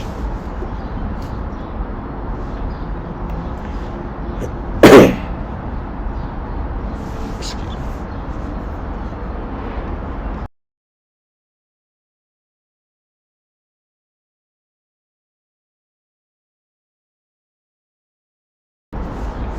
So I want the viewers to look at the screen of the video. Pretty much I'm getting to the end of this.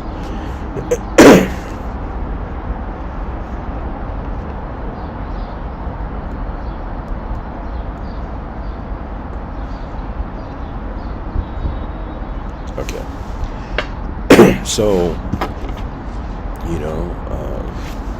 Mr. Plato says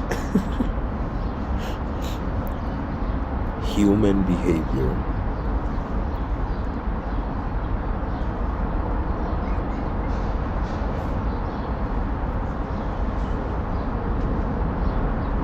flows from three main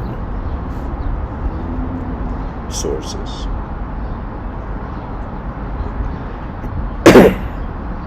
It's another way of saying that it's a singular point. If we considered human behavior as a singular point, there are three dimensions it divides into.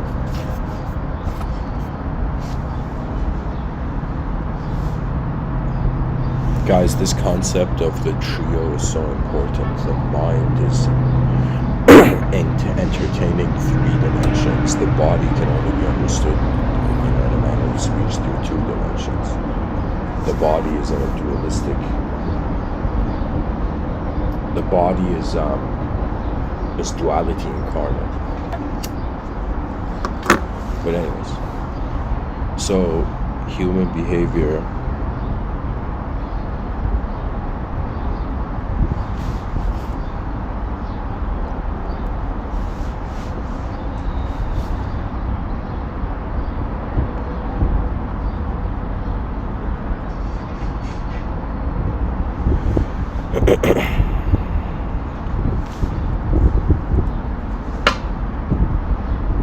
it's three main sources. We have emotions, we have desires, and we have knowledge.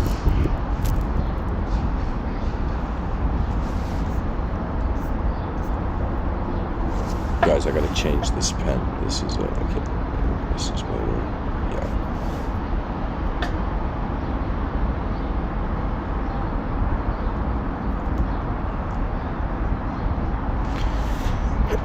At the same time, I don't know if you can see. Okay.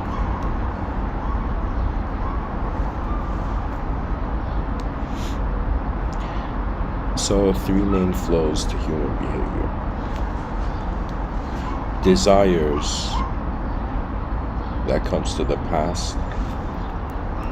Knowledge, that is our relationship with the future.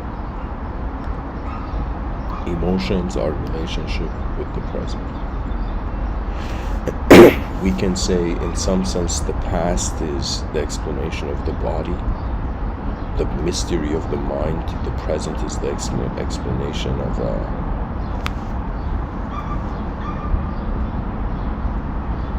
the mind. And the future, which is pretty much whenever we talk about the soul in religious circles, it's afterlife focus. So it's like the idea of the soul is interacting with the idea of time. But I would say, because the unknown, the future is as inconceivable. Because the future is inconceivable and unknown, it's another way of saying like it fits the attributes of, let's say, hilariously inconceivable. So the future is, let's say, inconceivable solar being. It's the soul. Excuse me. So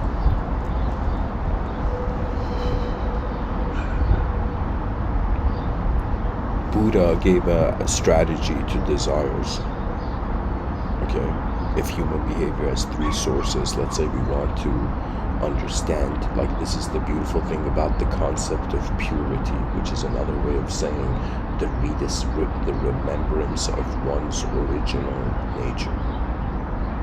Once you remember that, that's when you activate. That's when your inner realms are strengthened, not by your beliefs, but by how you know, how you're knowing, how you know.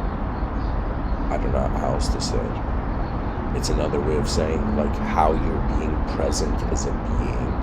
You realize that is actually more intelligent than just the human biology. You see, it's that candle in the dark cosmos, or in the dark room metaphor I used earlier. And the candle flame being consciousness. It's as if this is the bizarre thing where the poet Rumi has this incredible imagery he adds. He says from 700 years ago. He says, like, truth is like when a light beam, like a candle flame finds itself in a light beam, something in those lines, like that kind of imagery. Right, so imagine a candle beam, flickering candle flame,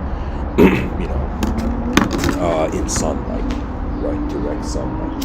It's as if the flames, it's like the drop becomes the ocean.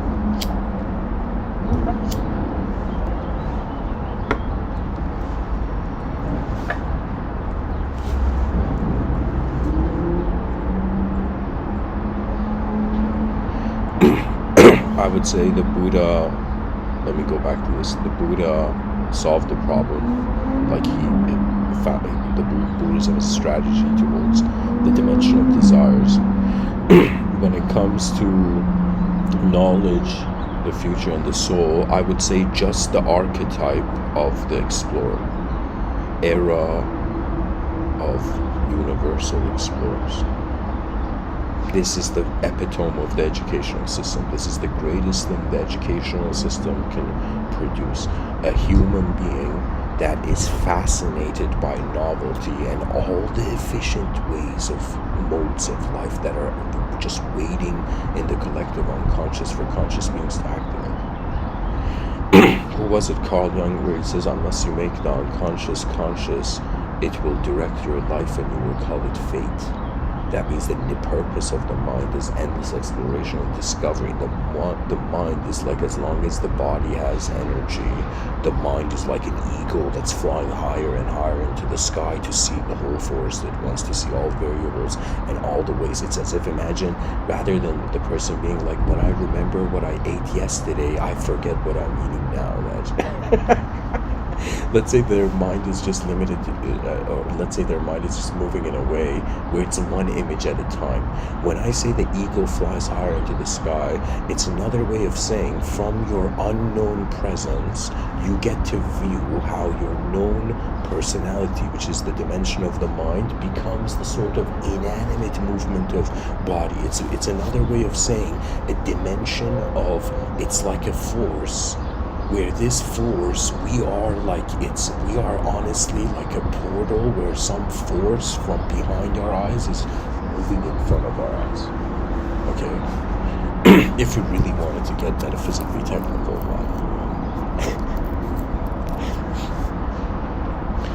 people are listening to right now like, Mr. Within, connect this to emotion somehow, Guys, something so mysterious is happening.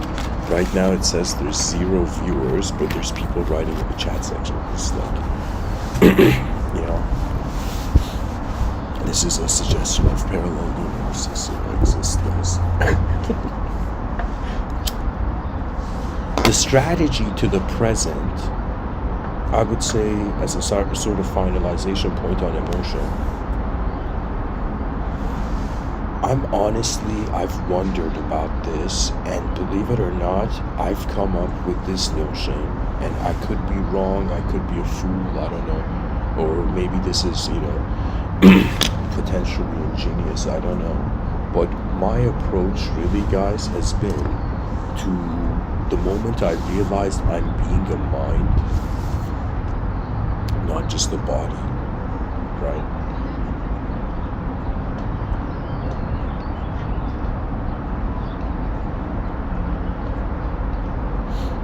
that was like, I don't know how to tell you. It's like to live as a mind is to actually, from the most simplest way, notice what is how the awareness is being. And the realization leads to, just like you look at the heart and you don't think about your heart, it just beats, you will discover automated zones in the inner realms. You know, it's as if in these talks I'm riding the waves of the inner realms. I'm like surfing, okay, in my inner realms, or piloting in my inner realms.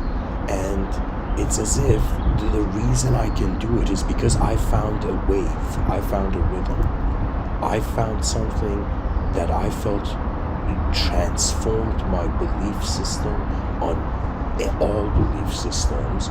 The moment you see there is a win-win strategy here, okay, there's something the species hasn't noticed yet, which is such like a checkmate move against our, you know, all that opposes humanity.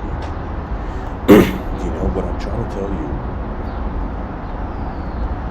is that it's just the ability to add more dimensions to be able to tolerate the realm. Right? I don't know how to tell you this. Let me see.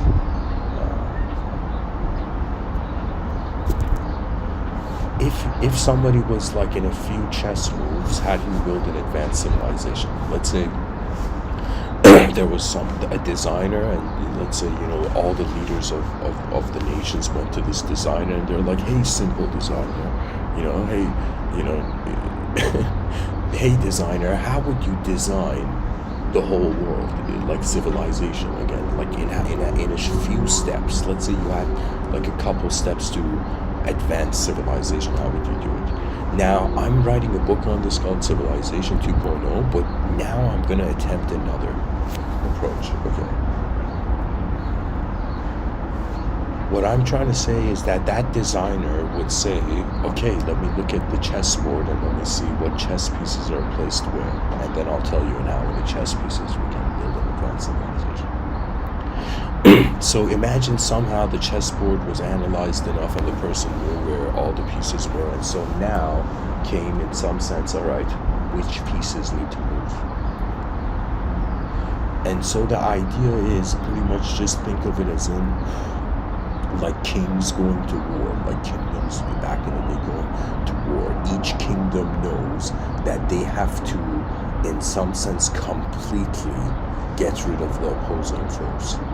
If they don't completely get rid of the opposing force, they have not gotten rid of the opposing force, right? So, how would I say it? It's as if like when kingdoms fought,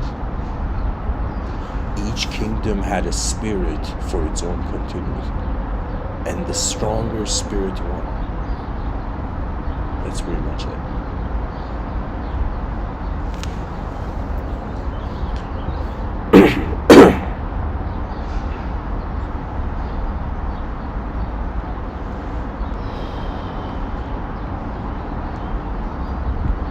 I would say the few chess moves could be that we render ourselves as multidimensional beings. That means if in the future, let's say children are born on this planet and they ask people, hey, what are we? You know, the answer would be that we are, in some sense, a species on a rock in the middle of nowhere. And it's a responsibility of every honest being who cares for how life is not just being lived, but what are we looking at? You know, like we gotta care for that. Believe it or not, we've reached a time where we have to care for our eyes. Do you know, we have to care for how sight has meaning. You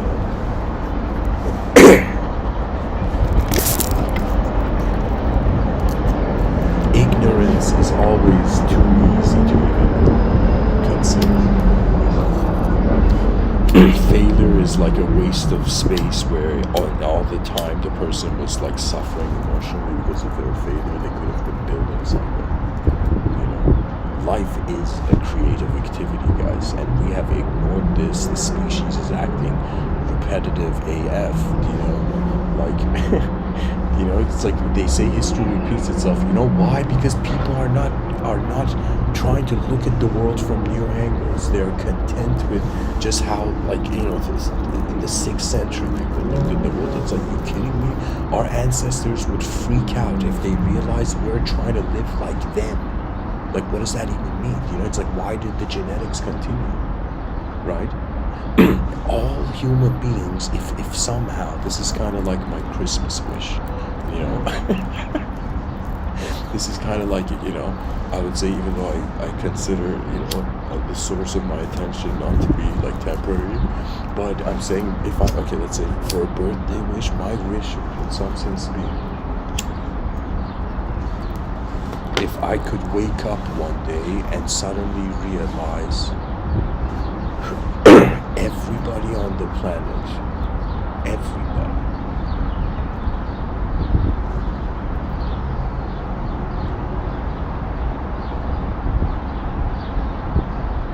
was fascinated by an unknown universe.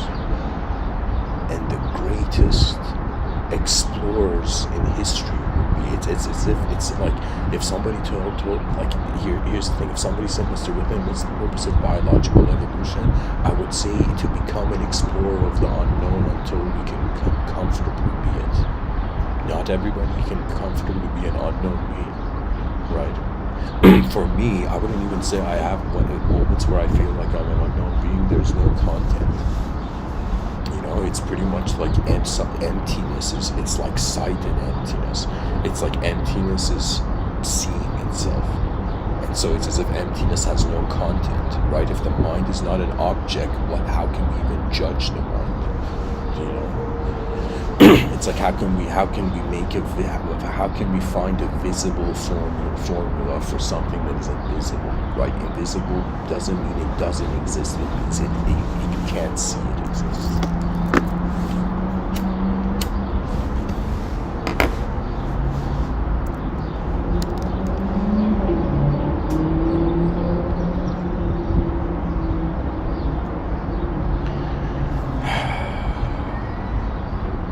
Evolution, right now, this is what I'm saying, that it seems to me human beings back in the day, they were content with just, you know, objective physiological survival. Now people are, you know, content with, let's say, subjective psychological survival. But it's kind of like now, I feel slowly the species is moving to a point where they're like, okay, we can have any thought and we can move in any way, but what's the point of purpose, you know? It's like, how many people really wonder about what's the purpose of even, you know, giving a purpose to this event.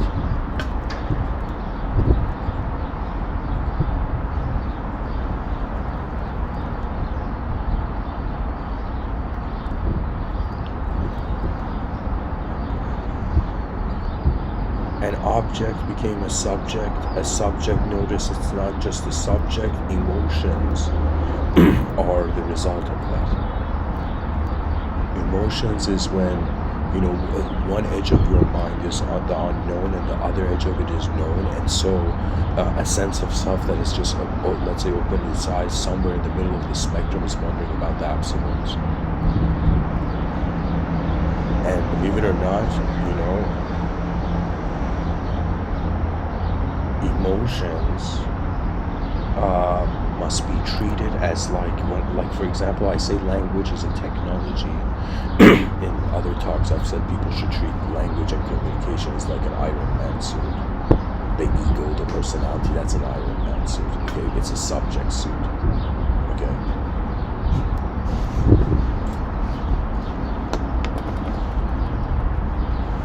You know, similar to an Iron Man suit. Okay. It's like the Iron Man suit is not Tony Stark. Technically, nobody is their personalities.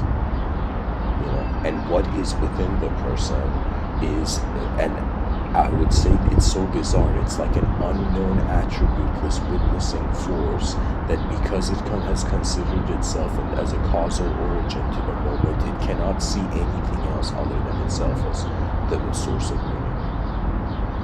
That means anybody who believes imagination is not real, you cannot get to know your mind. You know, it's as if you have unauthorized the context of your world. You have unauthorized yourself to get to know your mind because you have unauthorized the potential of the context of the world.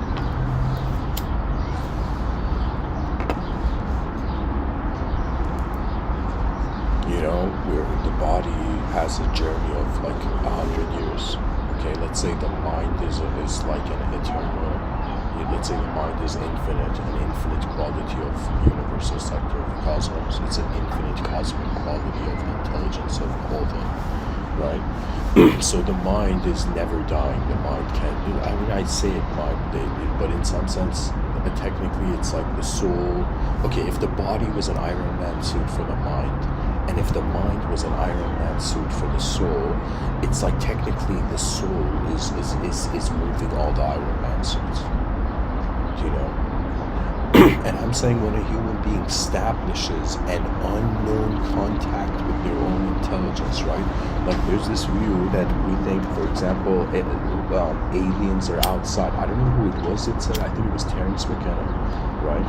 But it was there was this idea pretty much that if we went to, like, let's say our civilization advanced and we went to another planet and we would be the aliens to them, right? The concept of an alien is just a one-sided perspective, you know. But it's also an implication of something unknown going on. And I'm saying when human beings, like imagine aliens come down to Earth and they're like, okay, who are you human beings, right? Like imagine like diplomatic, you know, aliens trying to create small talk with world leaders, you know. So what kind of beings are you? It's like, you know, who are you guys, right? And so we embarrassingly have to say we don't know, right? And the aliens would either laugh, you know, or they would illuminate us. They would enlighten us. And what enlightenment means is that the greater game of the world, it's not the bewildered desire of a shape to become an endless shape. Right? That's when the ego is in some sense misused. Right? To me, the way I treat it is that it's as if Tony Stark should never be inside the Iron Man suit. Okay? This is like, you know, let's say true Vedanta, true yoga. Like Tony Stark should never be in the Iron Man suit, but have the ability to press a single button, right? Or to just make a single comment, or to even think it, and out of nowhere, like his shirt turns into an Iron Man suit or something. I don't know, like like an instantaneous Iron Man suit. The idea is that you can use it.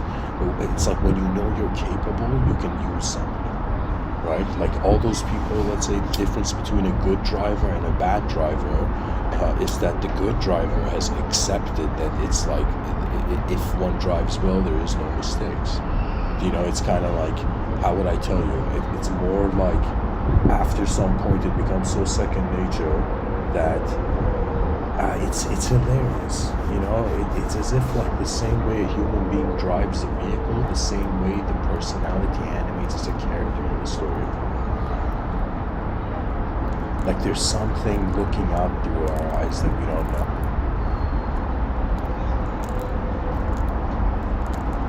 That means we don't know what we are, and to be able to even say that we can know the unknown is like it's the unknown trying to know itself. You know, and I think the supreme realization is that all that the unknown can do is be itself. So it's actually, I think, the truest realization on this planet, in this plane of existence, is actually one of the most hilarious realizations. Right? It's the bliss of like a sort of inconceivable laughter, you know. Because the nature of what is going on is that anything can be anything, you know. Anything can be everything, you know. And in some sense, nothing can. It's like nothing can become everything, and everything can become nothing. Like I don't know how to say it. Like.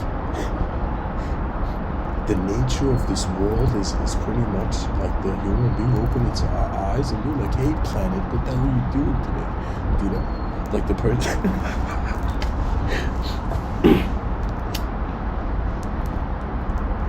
Imagine the person was like, what number do I have to call to, speak to,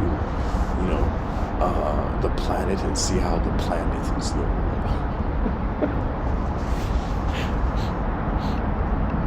Oh man, what can be said?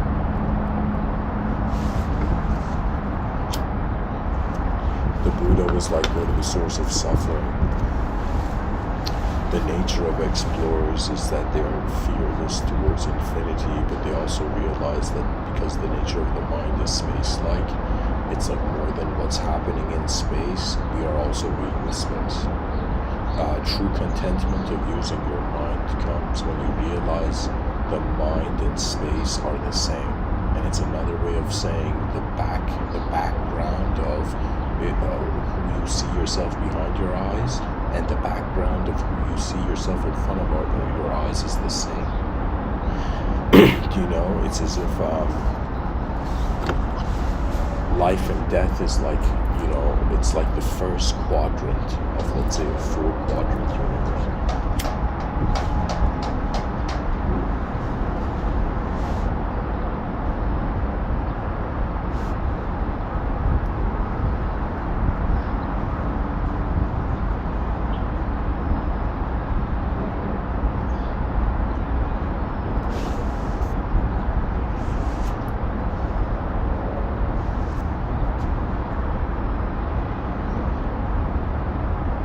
Biological organism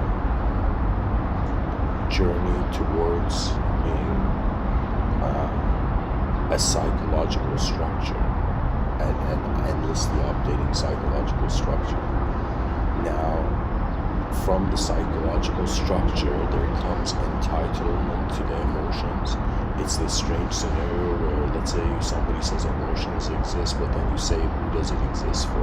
Whose emotions, right? So the concept of the who, of a who has to be prior to the emotion arising to be relatable to everything. So it's another way of saying the idea of the self is more ancient than our emotions. The presence of the self.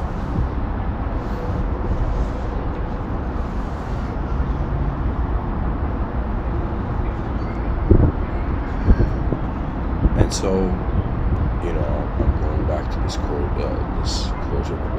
ascribed to Christ, where he says to be in the world and not of it. But now imagine, how can you be free in the world and at the same time not to be a part of it? Or how can you, be in the world and not free?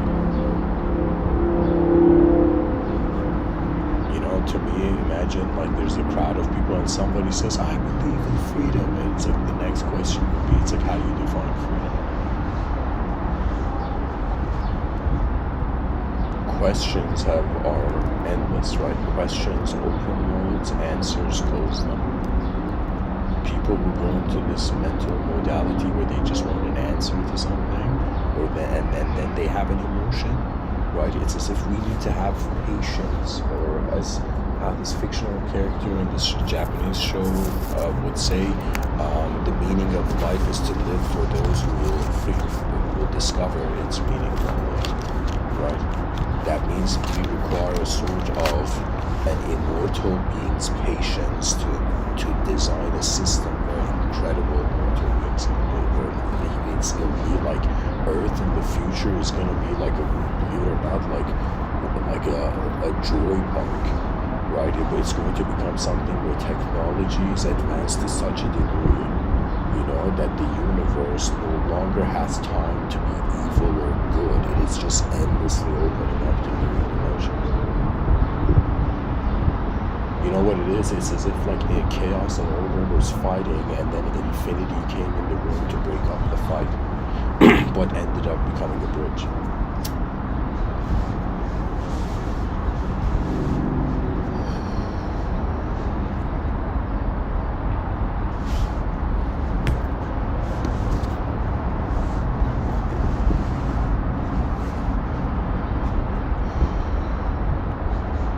Emotions are intense, right? They have different intensities, right? Like sadness has a different intensity to anger, shame has a different intensity to joy. So one can kind of, spectrumize it, make it to be like, okay, these are frequencies, right? It's as if we're like a radio and we can get tuned into sadness, we can get tuned into happiness, and believe it or not, the more creative you are, the more dimensions your emotions have. It's another way of saying, like, when a creative, let's say, I shouldn't say creative because we're all just in a creative world, you know. But what I'm trying to say, it's as if, like, let's say you're a philosopher and you suddenly feel sadness, and then it's as if you have moments where you're in sorrow. It's like the philosopher's crying and then suddenly stops, and then the philosopher continues crying and then suddenly stops, right? And because why? Because the philosopher is questioning the source of the meaning, right? But in reality, this is why I use the term pilots of consciousness. After we realize the edge of human ability and the edge of knowledge, we are left in a situation to just use what we have. You know, we build the future from the greatest ideas that somehow manage to carry on to the present, and at the same time, the greatest ideas that were created in you in the present. It's another way of saying, if the human species can get its greatest ideas on the planet to activate and be implemented, right? To be found, activated, and implemented, and universalized. It's as if that's our task. That's the gift that the human species in 2022 can give the future generations.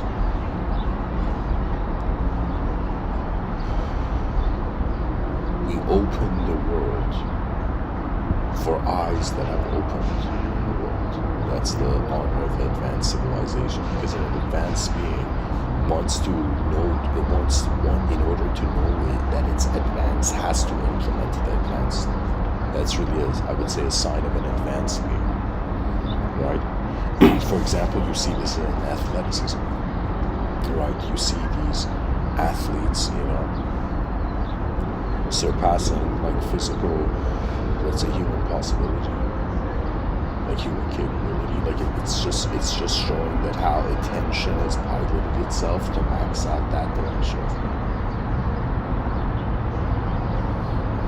And you know, sometimes I think like robots are going to be doing all the jobs, and human beings are on the planet are going to be like, wait a minute, what do we do if robots are doing everything? And guess what? We will actually be left as becoming mind servants of the mind of the species. Right now, physical reality of the biological organism is intimate, right? That means the natural world and human beings, like people can still go climb trees now, right? But in the future, we don't know if children are going to be lost in cyberspace simulations or not. Like the future can be strange, right? So right now, it's like we're experiencing a pure live streaming of like a decent enough nature to the world, and so the future generations, based on our decisions, they open their eyes on the roads we pave for. You know what I'm saying?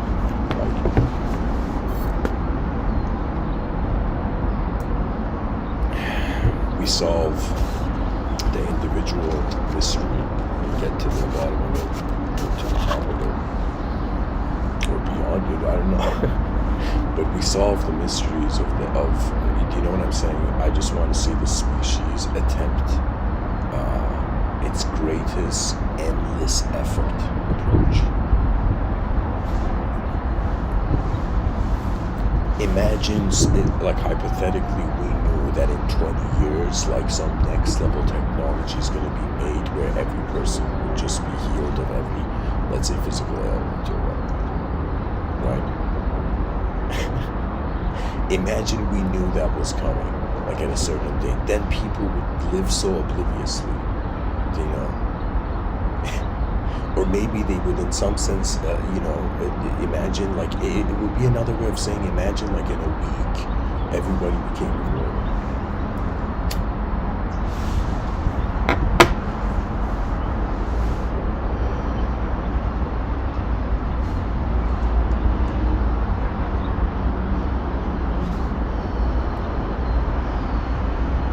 It's as if we would wonder about the infinite expansion of the mind.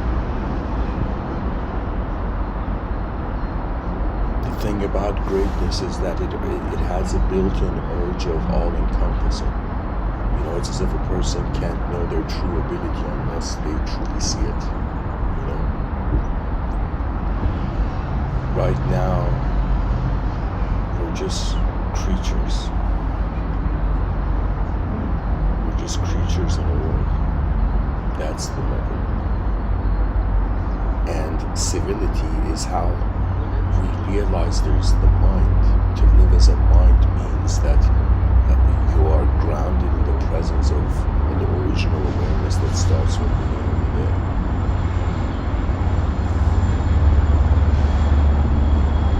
It's kind of like, for public speakers, it would be as if acknowledging the silence and realizing everything returns to the silence. Comes from the silence and returns to the silence. The silence is the spirit realm of the ego, for the ego.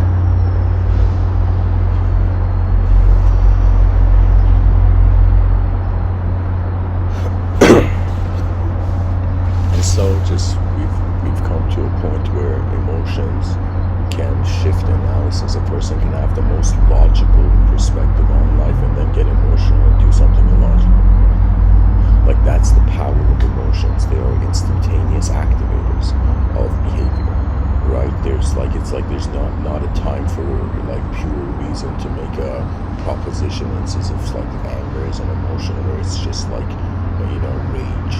What it is it's a force that wants to leave through you, but in some sense you should extinguish the flame in your inner realms. At least the wise would do this.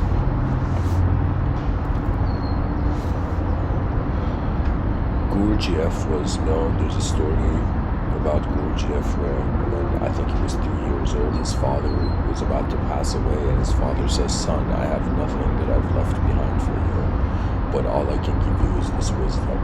Whenever you get angry, don't talk to that person for a whole day."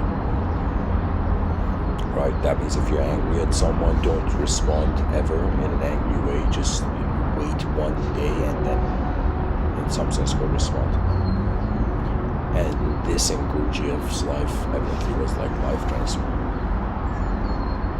It's honestly patience, right? When we realize there's an unknown ability within everybody, and the species is going to be like, okay, everybody has potential, great. Now we have to redesign the structure, the main ethos behind the banner of every nation.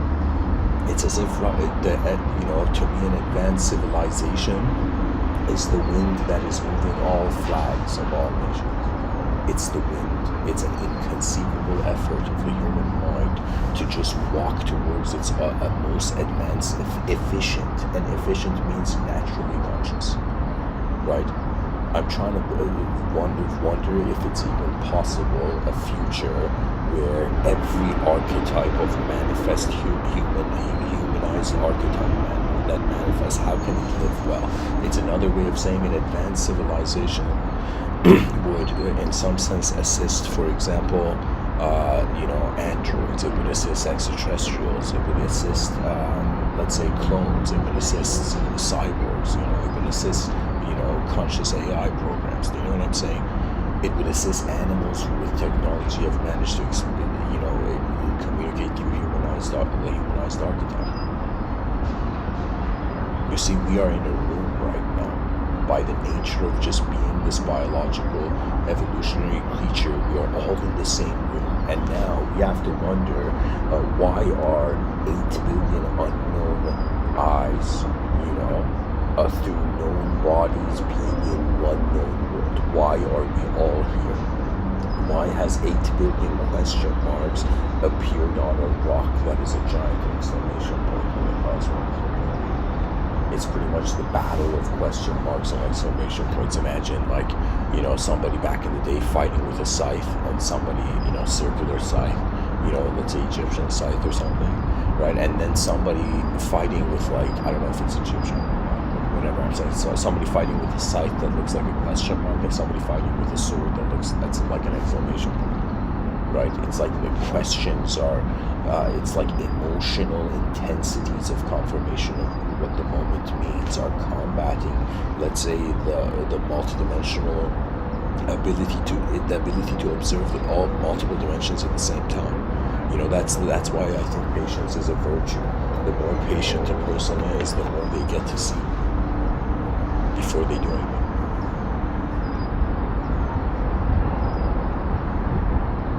everything is remarkably happening for the same time through the past. Do you understand?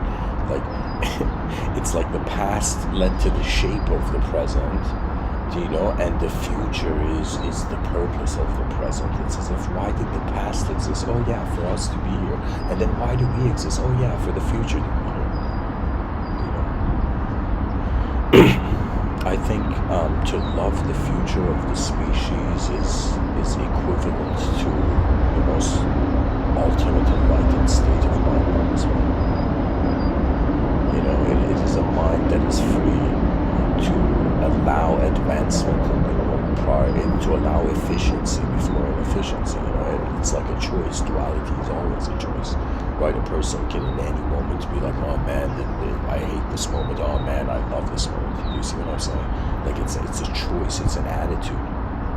It's ultimately how energy and attention are instantaneously being content as an unknown moment of being, and then the knowledge animates. So it's another way of saying, like, what we think is the soul speaking through a body is actually an unknown field of activity, and the body is like, again, the antenna metaphor, and the moment this particle in this field of activity receives its command, its signal,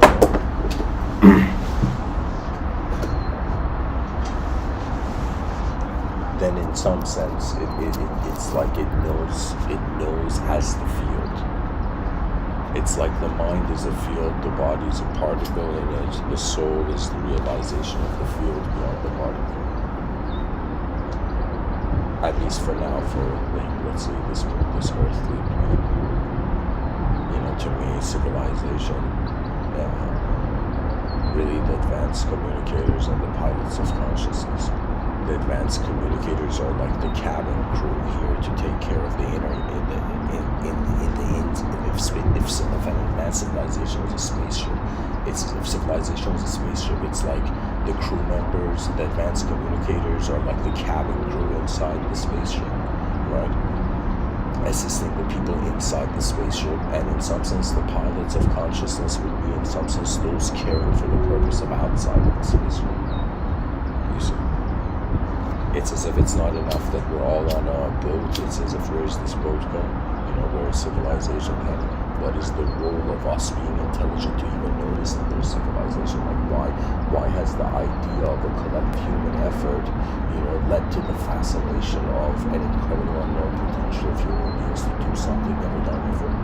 Right? It's as if, like, imagine the Wright brothers, you know, when they were kids, some like, you know, their uncle came up to them and was like, hey kids, what do you want to be when you grow up? And they were like, we want to be birds, you know. We want to fly like birds. And the uncle's like, kids and their imagination, you know. But little did the uncle know, for example, you know, they became actually like, they built their own, right? Something that was untrue before it was done, when it was done against it. The same thing applies for human ability. Sometimes, you know, you can say like maybe the most intelligent approach is for the person to be like, I don't know what I am and I don't know what the world is, but if that's the starting point, then everything else is just an added dimension. What I'm trying to say is that the truth that the mind produces the ego to search for is actually how it's all being, regardless of how the ego goes about the search. What I'm trying to tell you is that the truth of the world is within the illusion of man. It is what is experienced. We are the eyes of the universal sector, realizing, you know, it's possible to just, you know, walk this way. Anyways, guys, thanks for listening. This was a long episode.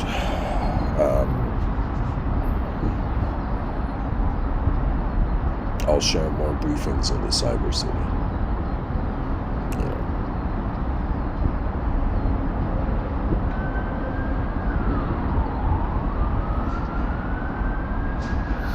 There's so much to say. There's so much to do. But there is actually like one way where everything's just being, right?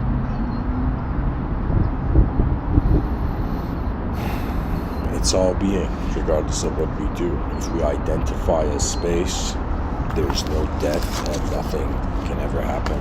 That's right or wrong. But if we identify as body, we give a field of activity a privilege to experience itself as a simulator of a world, right?